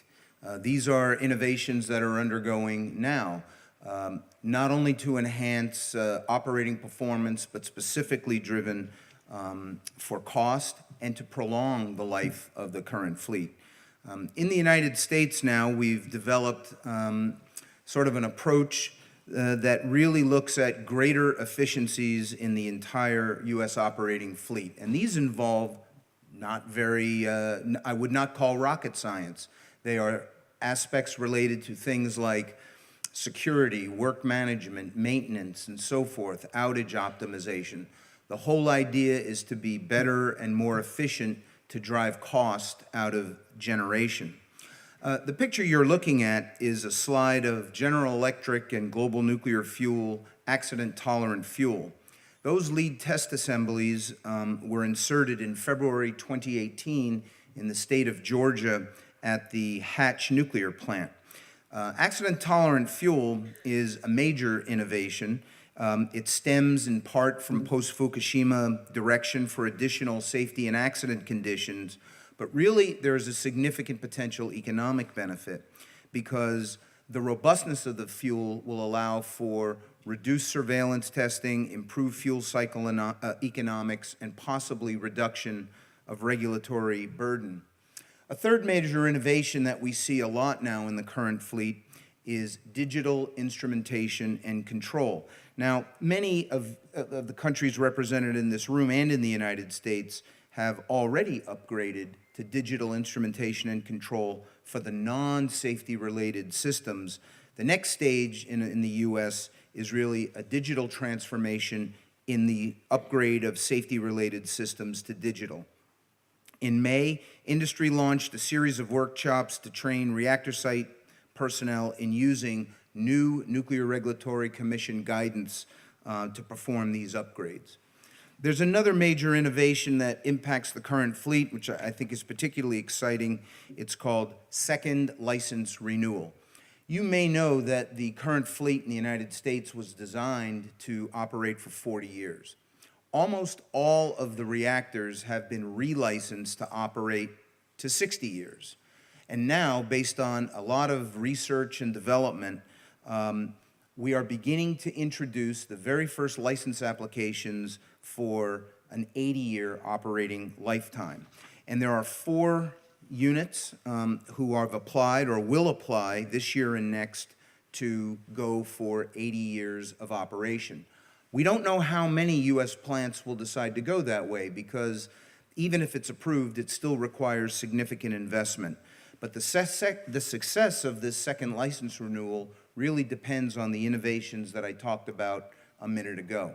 Now, my fellow panelists have talked about almost all these technologies, so I don't need to spend a lot of time on them. You heard Zhengming Wang talk. If you look at the picture on the upper left, large water reactors, that's really the approach that many, many countries are taking. Mr. Mokvin talked about it too, that generation 3+. So I'll skip over that. If you look below it, there are small modular reactors that are light water based. We've had 2 major licensing developments in the United States. The first is that the NRC agrees with NuScale that they can safely operate without safety grade Class 1E power. That really is a major improvement in cost reduction. They did that in January. And then just a few months ago, based on the inherent safety features, the site boundary is reduced based on reduced radiation. And then looking at the upper right, advanced light water reactors, you've heard the fellow panelists talk about different liquid metal, sodium, and so forth. So no need to go over that. But the very last item is interesting. Those are microreactors. And these are reactors as little as 1 or 2 megawatts or even less. And Ms. McCarthy talked about applications like that in very small remote communities that use diesel or have other applications such as data centers and other places that require uninterruptible power sources. So these are very, very, very small reactors. So with that, I'll close my presentation indicating that we're investing for today and also for reactors of the future. Thank you very much. Thank you very much. Thank you very much also for that very concise approach. And I'd like to now open an interactive discussion with our panel, and I'd like to do it like this because we've heard on the one hand about technological innovation. Could we have the lights on in the house, please, so that we can also see the audience? Thank you. We've heard about technological innovation. We've also heard a number of you, and I think this is great, talking about institutional, organizational, and other forms of innovation that will be crucial as well. So I'd like to sort of divide our discussion into those 2 areas. And first of all, ask you in the audience, dear ladies and gentlemen, do you have questions for the panel in the area of technological innovation? Anybody have questions on some of the technological points that we've heard about? Is that one there? Please, go ahead. And again, if you'll tell us who you are, that'd be great. Oh, thank you. My name is Yusuf Al-Shamari. I'm just interested to learn about the small reactors in the last slide. How do they vary in capacity compared to SMRs? And how old have they been and have they already been in the market yet? Thank you. It should be on, Mr. Lippman. Should be on. It's Yeah, on. It's on? Okay. Mm-hmm. Great question. They vary significantly. Small modular reactors are typically, let's use the word module, the modules are 30, 40, or 50 megawatts, and you can put them together for plants 300 megawatts if you want. These microreactors, which you're asking me about, are much smaller, significantly smaller, just 1 or 2 megawatts, maybe up to 10. Okay, so significantly smaller. They are not on the market. They are, I would call, paper reactors at this point. But here's the thing, there's money behind them. And we're starting to see investment largely in the United States for the microreactors from venture capitalists, private equity, and my understanding is there is money in the budget that's just been passed in the United States to include design activities in the next fiscal year. So they're not on the market, but the idea is to deploy them in the late 2020s. And what would be the market setting where they would be most advantageous? Yeah, so there's a few. Ms. McCarthy mentioned small communities that might burn diesel, plants that are very, very dirty, that are very expensive to operate. The air quality in those communities can often be problematic. So that's one potential application. So remote, round-the-clock type applications. There are also places like, let's look at Google, or they operate large data centers, by the way, with our data in them. That if you lose power, you're in big trouble. So companies like that, data companies, are looking at microreactors as a source of constant power supply. Even the defense establishments in different countries are looking at them. The grids are vulnerable in many of our countries, and so having a critical power source that is dedicated only to your use and off the grid, off the national grid, I should say, would probably be a third application. Thank you very much. I'll ask if anybody else in the panel, Mr. Nagaich. Yeah, there is a conflict when we talk about the cost of the reactor. There are reactors of a small nature, modular reactors, which you have been talking, and there are reactors which are large size. Let's say 1,000 megawatt, 1,100, or maybe up to 1,600, like EDF is there. So how the cost reduction in such large reactors is being done? I would just like to know. You're asking me. So you heard Zhengming Wang at the beginning talk about his preference initially for large reactors, and I think we can look at the China experience. The AP1000 plants are modular construction. They're large, but it's modular construction as well. I think there's about 360 modules in an AP1000 unit. And they've done a great job mastering modularity in China. How do we know that? If you look at the length of time of construction between the first unit, which is Sanmen 1, and the fourth unit, which is Haiyang Unit 2, it is significantly reduced time. Now, what's one of the big drivers in large capital cost in nuclear economics? It's length of construction. Construction clearly drives at least 65 or 70% of the cost of the economics of overnight capital cost. And being able to shrink that time through process improvement, through less expensive equipment, through completion of engineering, and through modular construction, those are some of the tools that have been used, especially in China, that we've seen that have been successful. Thank you. Anyone else on the panel want to? Yeah, okay. I just wanted to add one more market. Now, when we talk about small communities, to some extent, that's low-hanging fruit. That's an easier market to compete in. And for that reason, a lot of people have been targeting, a lot of SMR vendors are targeting those kinds of applications. Another application that hasn't been mentioned is powering resource extraction. So there we're talking about 10 to 30 megawatts typically. And in Canada, there's an interest on the part of the mining community in deploying SMRs because they do currently use diesel, and there are federal requirements for them to reduce their emissions, so their choice is natural gas or nuclear, and they're very interested in nuclear, and there we're talking about 10 to 30. Now, whether small reactors can compete on grid, there are some SMR companies out there that believe that they can and do intend to. One of them is NuScale. And there you go more to the modular construction to try to benefit, to see those economic benefits. Mr. Muskin? Yes, I would also add, yeah, I absolutely agree, first of all, with everything what has been said, but I want to propose to look wider on the market, and you can see that there are a lot of countries with the small energy systems where large nuclear power plants will just not be working. They are too large for the energy system, say, of 10 gigawatts or less than that, with the overall installed capacity of 10 gigawatts or less than that. And the small modular reactors might be very effective solutions for this kind of countries, not only the off-grid. At the same time, I agree that the off-grid market is the maybe best sector for the small modular reactors.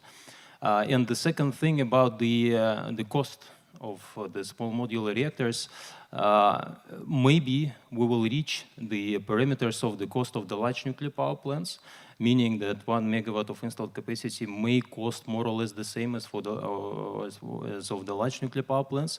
But the cost of the project is not the same. If you try to get that amount of money for the large nuclear power plant, that billions of dollars, sometimes 20 billions of dollars, 25 billions of dollars, it is not that easy. It is sometimes it's almost impossible. And for the small nuclear power plants, it is much easier. The cost is a little bit higher, but on the other side, the term of construction is shorter. The number of institutions capable to provide this amount of money, there are more of them than those capable to provide large amounts of money. And that is why the economics and the financial situation with regards to this kind of project is much easier, I would say. And I want to come back to some of those non-technological factors in just a moment, what you might call business model innovation and institutional innovation. But let us stay with the technological side just for a moment. Mr. Nagaich, did you have another question, or are you just being a microphone passer? Okay, please. I just want to, in continuation to what he has been talking about, the choice of small and modular reactors and the large size reactor is a very important issue. For a country like India, I just want to give you an example. For last 10 years, the last decade registered a compounded annual growth rate of 6%. Now, if I have to go for 6% rise in energy level or the electricity level, it is quite a large number. And deploying the small and modular type of reactors because by definition, IAEA definition, any reactor which is between 1 megawatt to 300 megawatt is a small modular reactor. So therefore, such a small reactor would not suffice for the energy requirement as far as India is concerned. Maybe some other countries also are there. So therefore, we need to go for the higher. As far as the SMRs are there, they can be very well deployed in the countries where the demand is almost near saturation, and maybe some of the fossil fuel-based plants are getting retired, which are of 50 megawatt, 60 megawatt, or maybe 100 megawatt. So you have a module, you just fit into this. You need more, put second module. So I think it is a country-specific requirement. But one thing is but sure, with the kind of features which SMRs are there, in my opinion, it would be a game changer, because there would be cogeneration plants where you can have process heat, which can be used for heating applications, for the non-electricity applications, essentially. Even in the industry, for oil refining industries, steel making industry, this heat can be very well used. In addition to this, the electricity supplies, because then it becomes a location neutral as well. Because when you have a small reactor, you can put at a remote site. Right. And there is a operational flexibility, because operator intervention would be very less. But as far as my country is concerned, we are continuing to go for 700 megawatt, which are a homegrown technology, fully developed and implemented, demonstrated. And with the foreign collaboration, the large size reactors. That's what the policy currently is there. So that's what I just wanted to. Thank you very much. Do I have other questions from the audience on technology? Go ahead, please. Thank you very much, ma'am. I am Mr. Minadi from Algeria.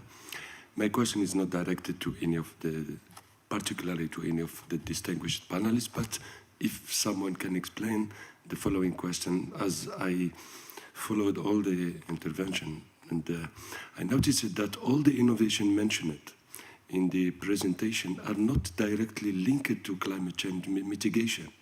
So all what the innovation mentioned are linked to safety, security, and this is nuclear field. So my question, what are the innovation linked in nuclear field linked to climate change, which is the topic of the scientific forum? Thank you very much. Mr. Omoto, please. Go ahead, it's on. Okay. I think I have touched upon it in my presentation. Not necessarily the innovation in risk reduction or capital cost reduction. I talked about the contribution of nuclear by hybrid production, the for example, the hybrid production to decarbonize the sector other than power, like transportation or the industry by supplying process heat or energy carrier. And as I because of time constraint, I couldn't emphasize very much, but the nuclear and renewable should go together to reduce carbon emission reduction. And for this context, I think how to complementarily use nuclear and renewable should be a very much focus in consideration of future innovation. And I'd like to ask you actually a follow-up on that point. Beyond the perhaps suitability of SMRs for being part of that kind of a picture, as was described by Ms. McCarthy when she looked at SMRs as part of a clean energy system, and I want to come back to that. But beyond that, what other technological innovations would be necessary to enhance the compatibility and integrability of renewables and nuclear power? Okay. One of the very important points is the storage and hybrid production. Generally speaking, the renewables has a problem of intermittency. And to cope with this intermittency issue, there are three solutions. One is flexible operation. Second is storage and hybrid production. The third is the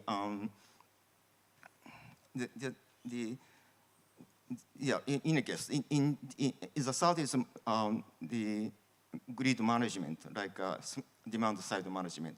The first and second are relevant to power generation. And on the part of nuclear, the second point is very important, storage and hybrid production, to which the current light water reactor has a limitation. And I think my view is that this opportunity of the increase of the complementary use of nuclear and intermittent will be a good driver to raise the temperature of the nuclear reactors, like use of the generation for reactors. So this is my expectation for the innovation. I want to pass the mic over to Ms. McCarthy because she also had an answer to that question. May I just preface your contribution with one thought that when I heard that question, perhaps it takes us a bit back to what we heard from Mr. Grimson in his presentation, talking about the fact that we sometimes forget to spell out that decarbonization advantage of nuclear power. That's an implicit assumption throughout all of these presentations that nuclear power per se is a means of decarbonizing the power sector. But in fact, the industry often forgets to laud that particular benefit. Yeah, I really appreciate that you said that. I absolutely agree with what Mr. Emoto said. The other piece I would add is the licensing piece. So this is a different paradigm. We're not just licensing a nuclear reactor, but we're licensing other pieces as well. And for example, a hydrogen production plant adds a hazard that has to be considered. So there's the licensing piece, and that's where a demonstration of such a system is very important. We at the Canadian Nuclear Laboratories recently opened a process for applying for a site on one of the AECL-owned lands in Canada. And part of what we want to do with that is to demonstrate a clean energy park because the licensing piece is also important. It would be the first time that kind of thing has been done. Not only licensing, but maybe keep the mic and talk to us. Let's move over to the non-technological side and talk to us about some of the policy, business model, and even mindset changes we would need to see occur in order to get that kind of integration that you were describing. I'm a political economist. I work a great deal in the energy sector. It seems to me that many industries are still about as siloed as you can be, and that includes renewables. For them to consider working together with the nuclear industry is in some ways a stretch. You are absolutely right. That actually came up in a session yesterday. Canada hosted a session on SMRs, and I was asked the question, well, do the renewables want to work with you? For the very reason that you said. And the answer to that is, well, on average, not so much right now. But the conversation that we need to have with them is we can enable them to penetrate markets they couldn't penetrate otherwise. If I talk about some of these remote communities, for example, that have to have reliable power, well, if you have this kind of a system, then yeah, you could have a wind turbine, for example, to take advantage of the winds that are there because you've got this stable power, you have this energy storage. So it's a conversation we have to have, and we need to, and I think we've already gone a long way in this direction. We need to stop talking about renewables like they're the energy, because they're the enemy, because together we're all stronger. And I think that's the important thing, and it'll take some time. Let me put that same question to the rest of the panel. Anybody who would like to address it beyond technological changes, where do you see other, and some of you have mentioned them, but maybe you can expand a bit on this. Yes, I think the major difference, which relates not to the technological side of the SMRs with the renewables, is the business modeling. In the way the renewables work is a way which is much different from the way the nuclear power works.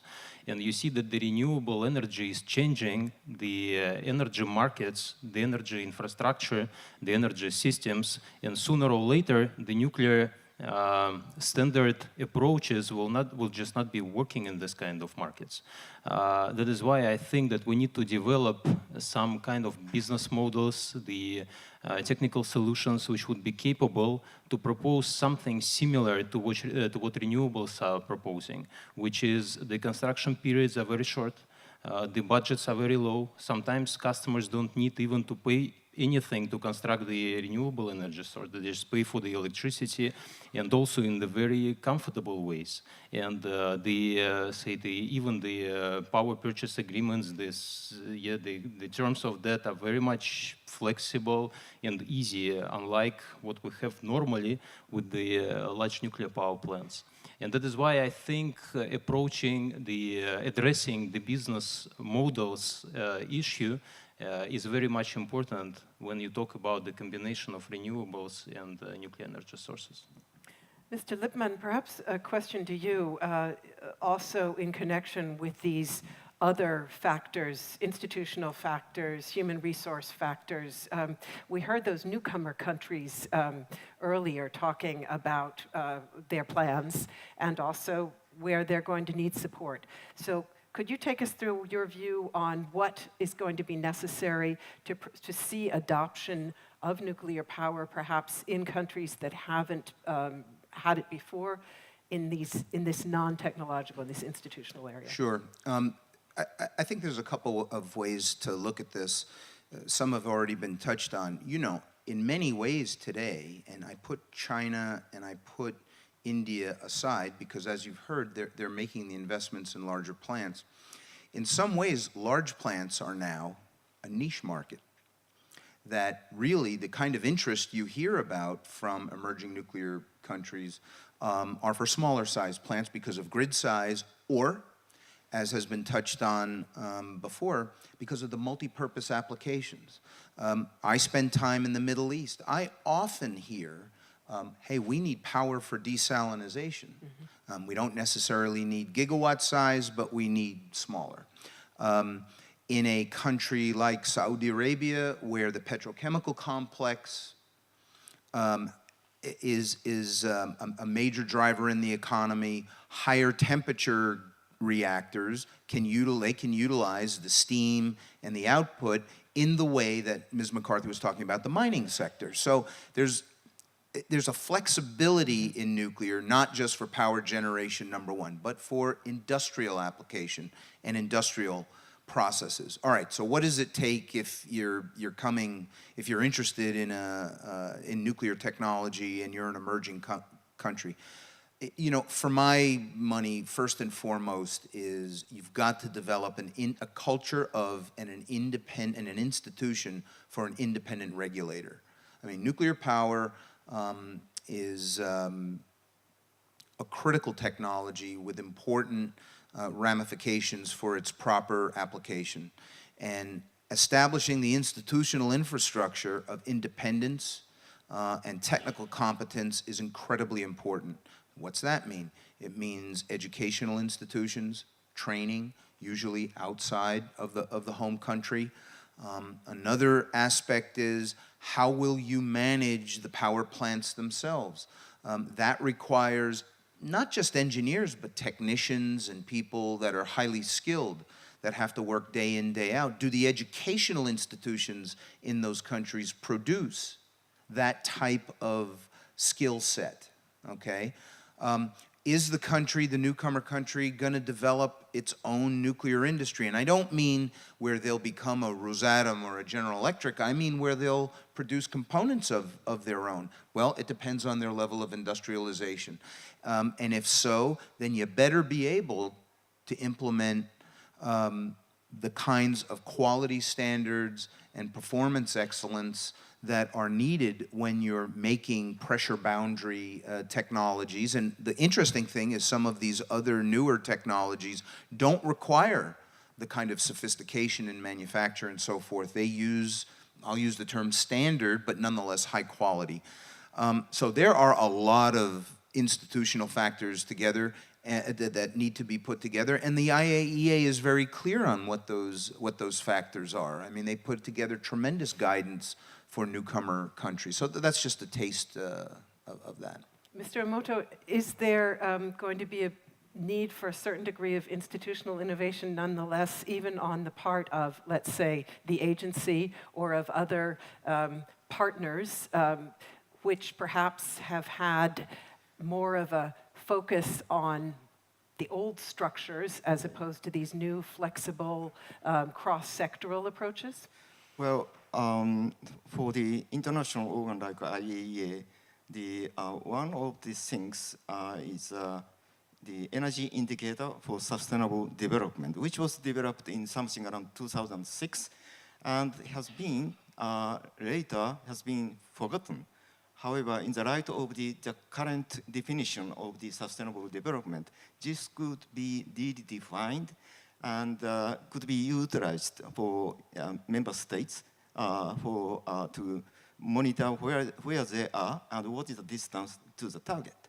And also on the matter of the institutional arrangement, I think generally speaking, we are talking too much about what about the renewable, what about the nuclear, but the ultimate goal is, for example, in the sector of the electricity, gram CO2 per kilowatt hour.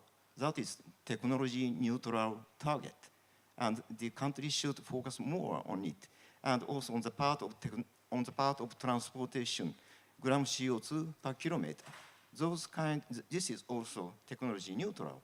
So rather than sticking to the generation source, the country should maybe better off setting a technology neutral goal.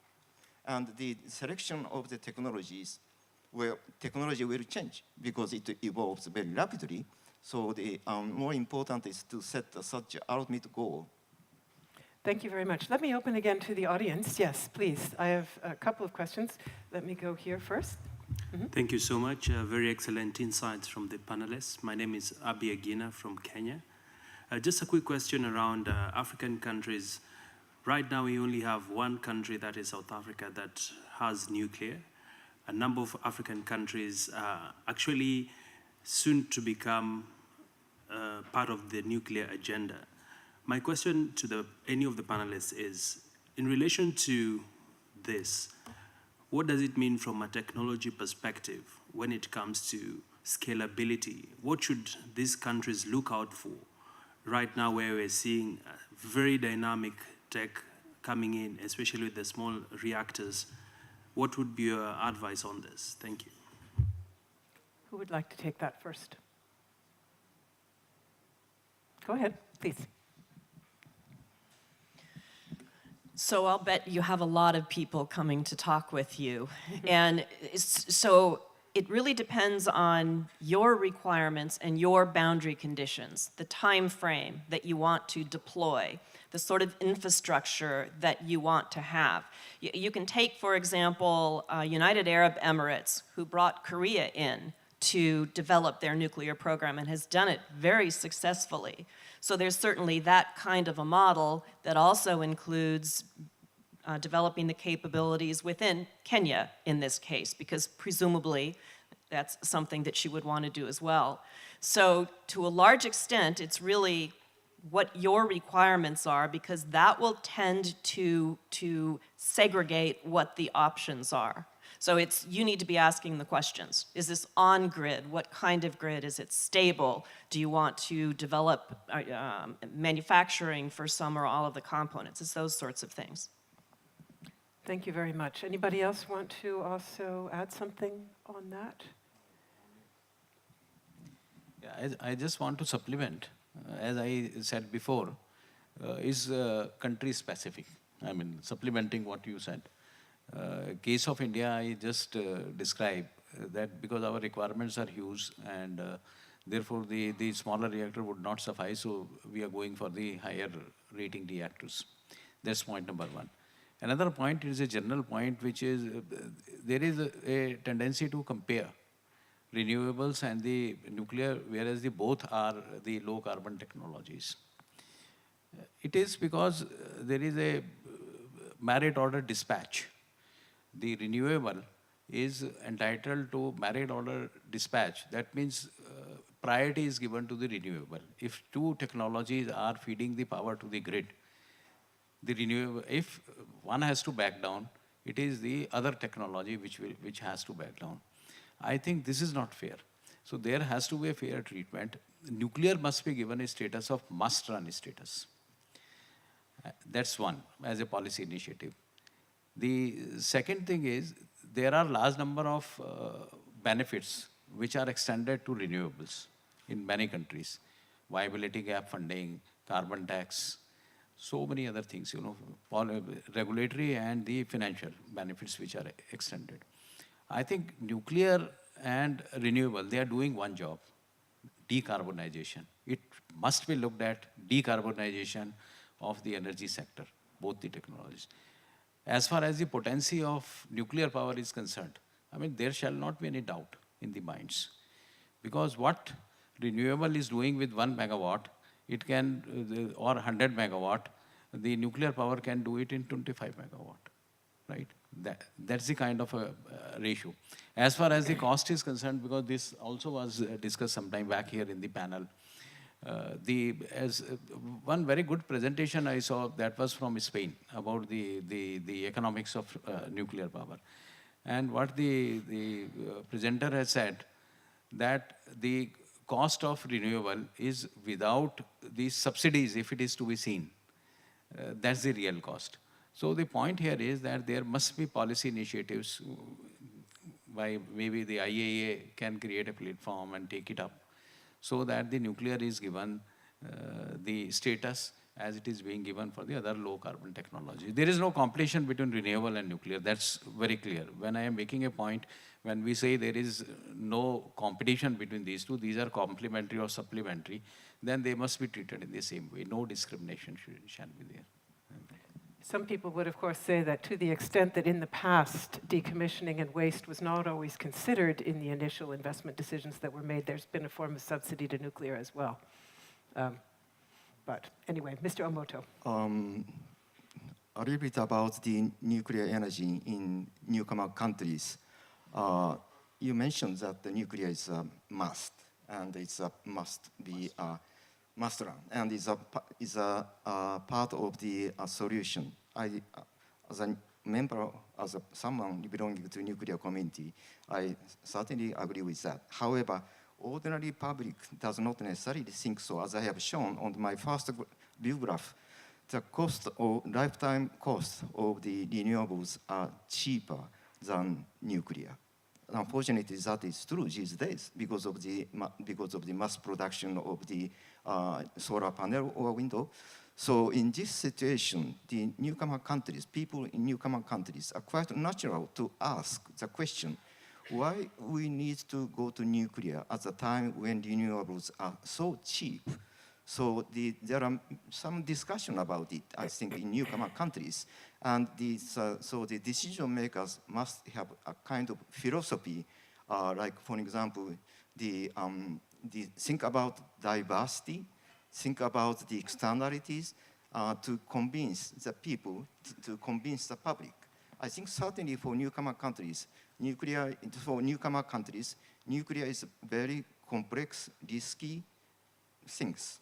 So the decision makers have to convince the public, even though the renewables are becoming so cheap, still we have to think this and that for balanced decision making. Which means clear public communication, as we've discussed. I'd like to go, I have a couple of questions in the waiting line, so if you don't mind, I'll just go to this one, please. Okay, my name is Myung-eun Kim from Korea. I have one comment and one question. Comment is, today we try to derive a general conclusion, but I think the condition of energy policy should be different country by country. So, for example, France is totally different from other countries, and USA has a lot of shale gas. So, I mean, we try to make a case study, and we try to have a different conclusion for the different case. And I try to raise a very, different question, okay? Today we are talking about the combination of renewable and nuclear. And what is the common point? They are all carbon-free energy. What's the difference? Renewable energy is considered as green energy, as you know, and nuclear is not. Why? We have a very strong, significant weak point. We produce radioactive waste, right? So, and this large size LWR, SMR, microreactor, they all produce same amount of radioactive waste. Technically, we should solve this problem, to go into the green energy. Especially, this is very important for the new coming countries. So, as I know, only option is the fast reactor can reduce the amount of radioactive waste, but it's not a solution. So, I want to hear what's the position of long-term perspective to overcome in the competitiveness against the renewable. Okay. Particularly focused on waste. And Mr. Nagai certainly made the point earlier about it needs to be country specific. So I think we won't go into that again. You made that point very clearly. But just on this point about innovation, particularly in terms of waste. Did you want to speak to that? Yeah. Yeah, I just want to respond to it. As far as the waste generation and management is concerned in nuclear power plant, I think we should also look into what is the waste generated or not generated by the renewable. That's one point. Nobody has talked today about what waste management is being done for the renewables. Because we have panels which contains glass, silica, we have cadmium, we have arsenic. All those are, and there are estimates available. And they are fairly reasonable estimates as far as the renewable is here. But then the question here is, we are not competing with renewables. I again repeat, it is the single most goal, world over, that we have to decarbonize. Because we have heard Director General statement today, right in the morning. We heard Director General WNA. We heard several, people today, since morning. So one thing is very clear, which I want to make, it's a choice which is to be made. That's number one.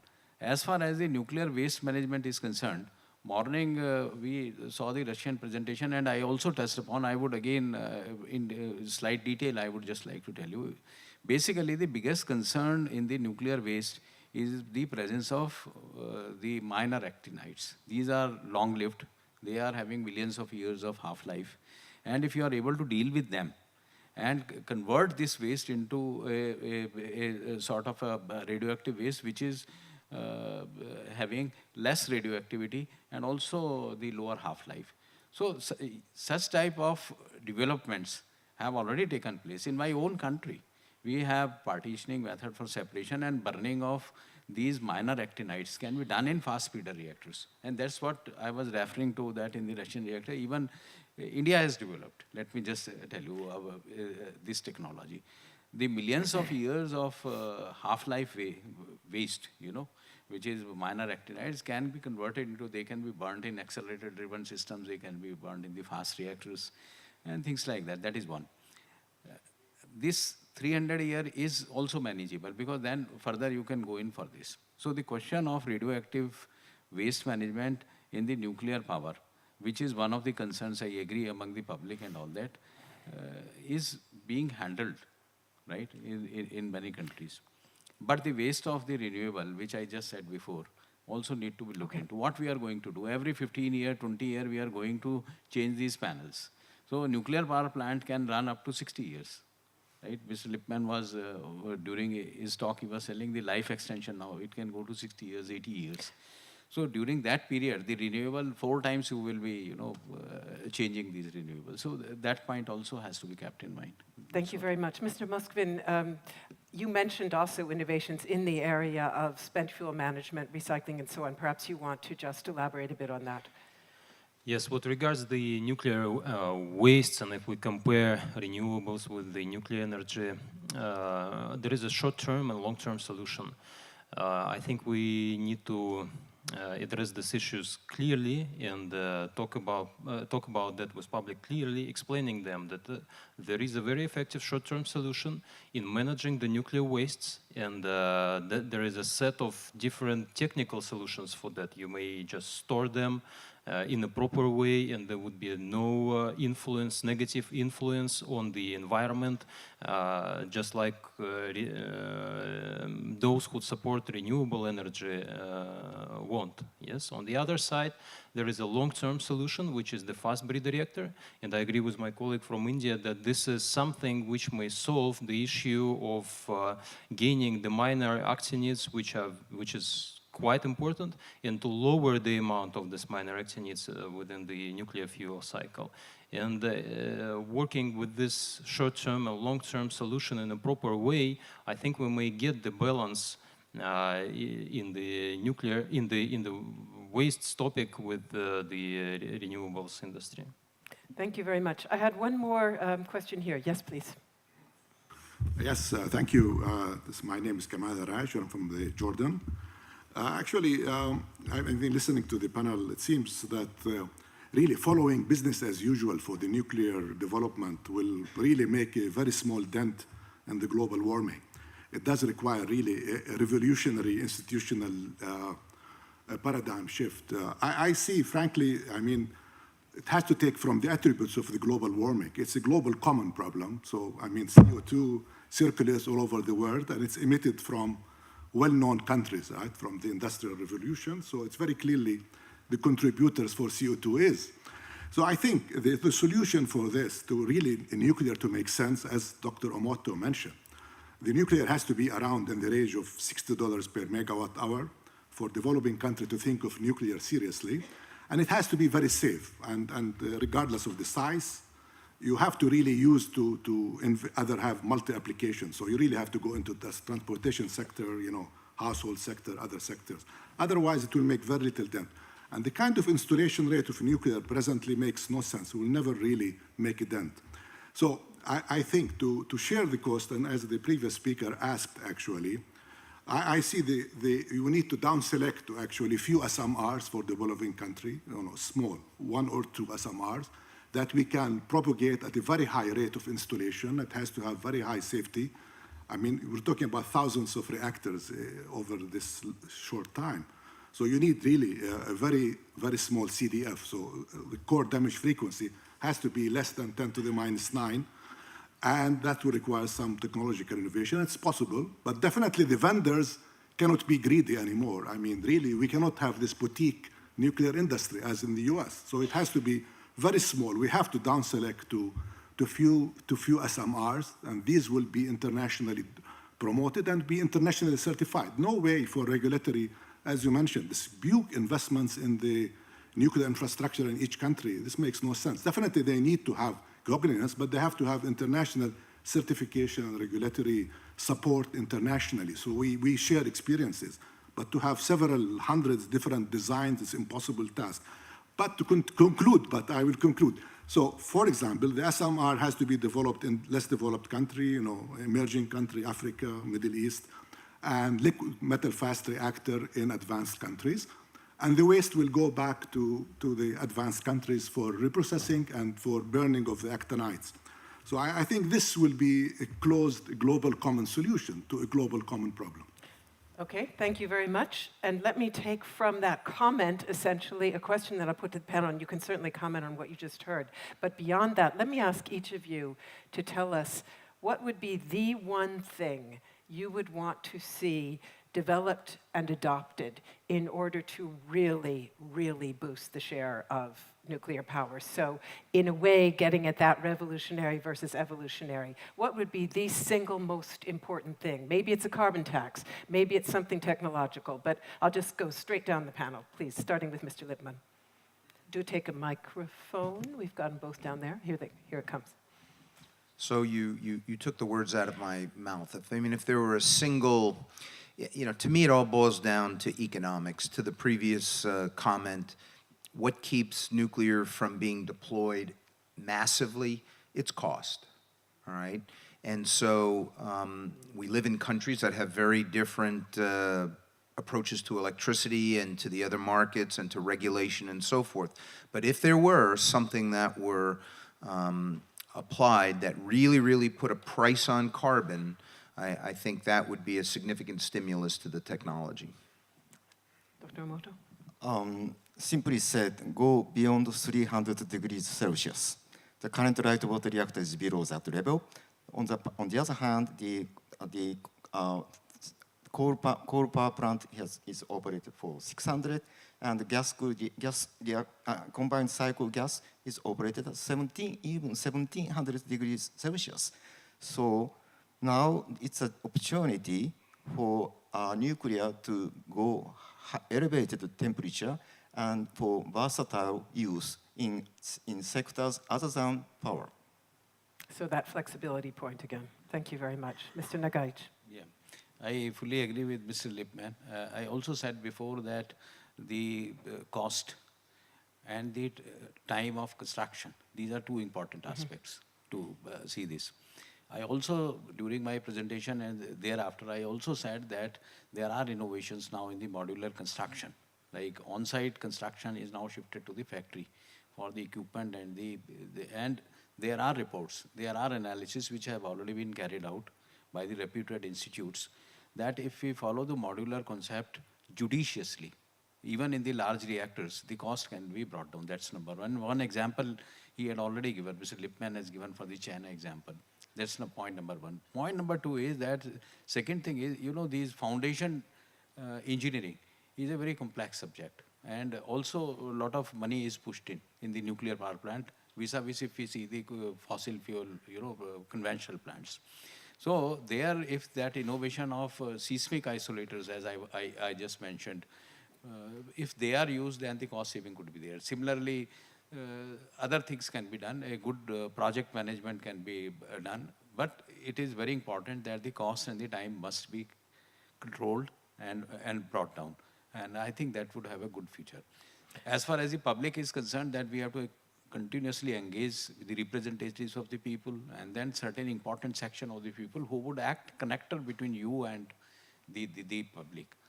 So it is country specific, what language, how they understand, what emotions, sentiments, all those things are there. So generally we must engage and it must be ongoing. So that wasn't really one thing, Mr. Nagaic. Thank you very much. Ms. McCarthy. So what I would say is if the world, and I use that word specifically, if the world is serious about mitigating climate change, then we need to take a world approach to it. It's easy for developed countries to say that, yeah, we should put a carbon tax in place, but we developed countries actually produced a lot of greenhouse gas emissions before we got to the point where we could afford a carbon tax. So from a world perspective, we have to look at helping developing countries to make nuclear energy affordable so that, again, the world can all move in the right direction. Mr. Muskin. I'm absolutely sure, to get the boost to the nuclear industry development, we need to change the perception for the nuclear industry, for the nuclear energy, and we need to gain the positive references. the cost is something maybe tackled. It is the cost, if you talk about the whole life cycle of the nuclear power plant, the cost is very effective, sometimes much more effective than even for the renewables in some countries, and for the fossil fuels, 100%. But what makes it really difficult is to get money from the very beginning. The large amount of money within 5 years shall be 5-6 years shall be spent on construction of a very large object. What doesn't let us to get this money from the international different financial institutions is the completion risk. If we get the positive references, a lot of investors would be really interested to invest into this kind of projects. And currently, there are some investors, private investors, which are interested to invest in this kind of projects. And the only things which doesn't let them do it is the completion risk. After these 5 years of construction, every bank will finance the nuclear power plant which is producing electricity in a stable way, which has the power purchase agreement with the government support and many other things. So my deep belief is that we may have the boost in the development of nuclear energy and industry if we have the positive perception from the public, from the governments, and if we have the positive references which will support this perception and will involve more players to this market. Thank you very, very much to all of you. Let's give them a very warm round of applause, ladies and gentlemen. A very insightful and fruitful discussion indeed. And thanks to all of you for your attention during this intensive day. Ladies and gentlemen, we will now end session 1, and I look forward to seeing all of you back here tomorrow for our beginning of session 2, which will be looking at the use of climate science in monitoring climate change effects as a basis for truly evidentiary policy, as well as session 3 later on tomorrow, looking at how nuclear science is helping countries to adapt to the effects of climate change. So lots more great presentations in store tomorrow. And for this evening, you can look forward to our traditional reception, which is going to take place in just about 55 minutes in this building on the 2nd floor that's something to look forward. So you have a bit of a chance to interact with each other and perhaps also with our speakers. So thanks again to all of you. Thanks to all of you, and see you tomorrow bright and early, 9:30.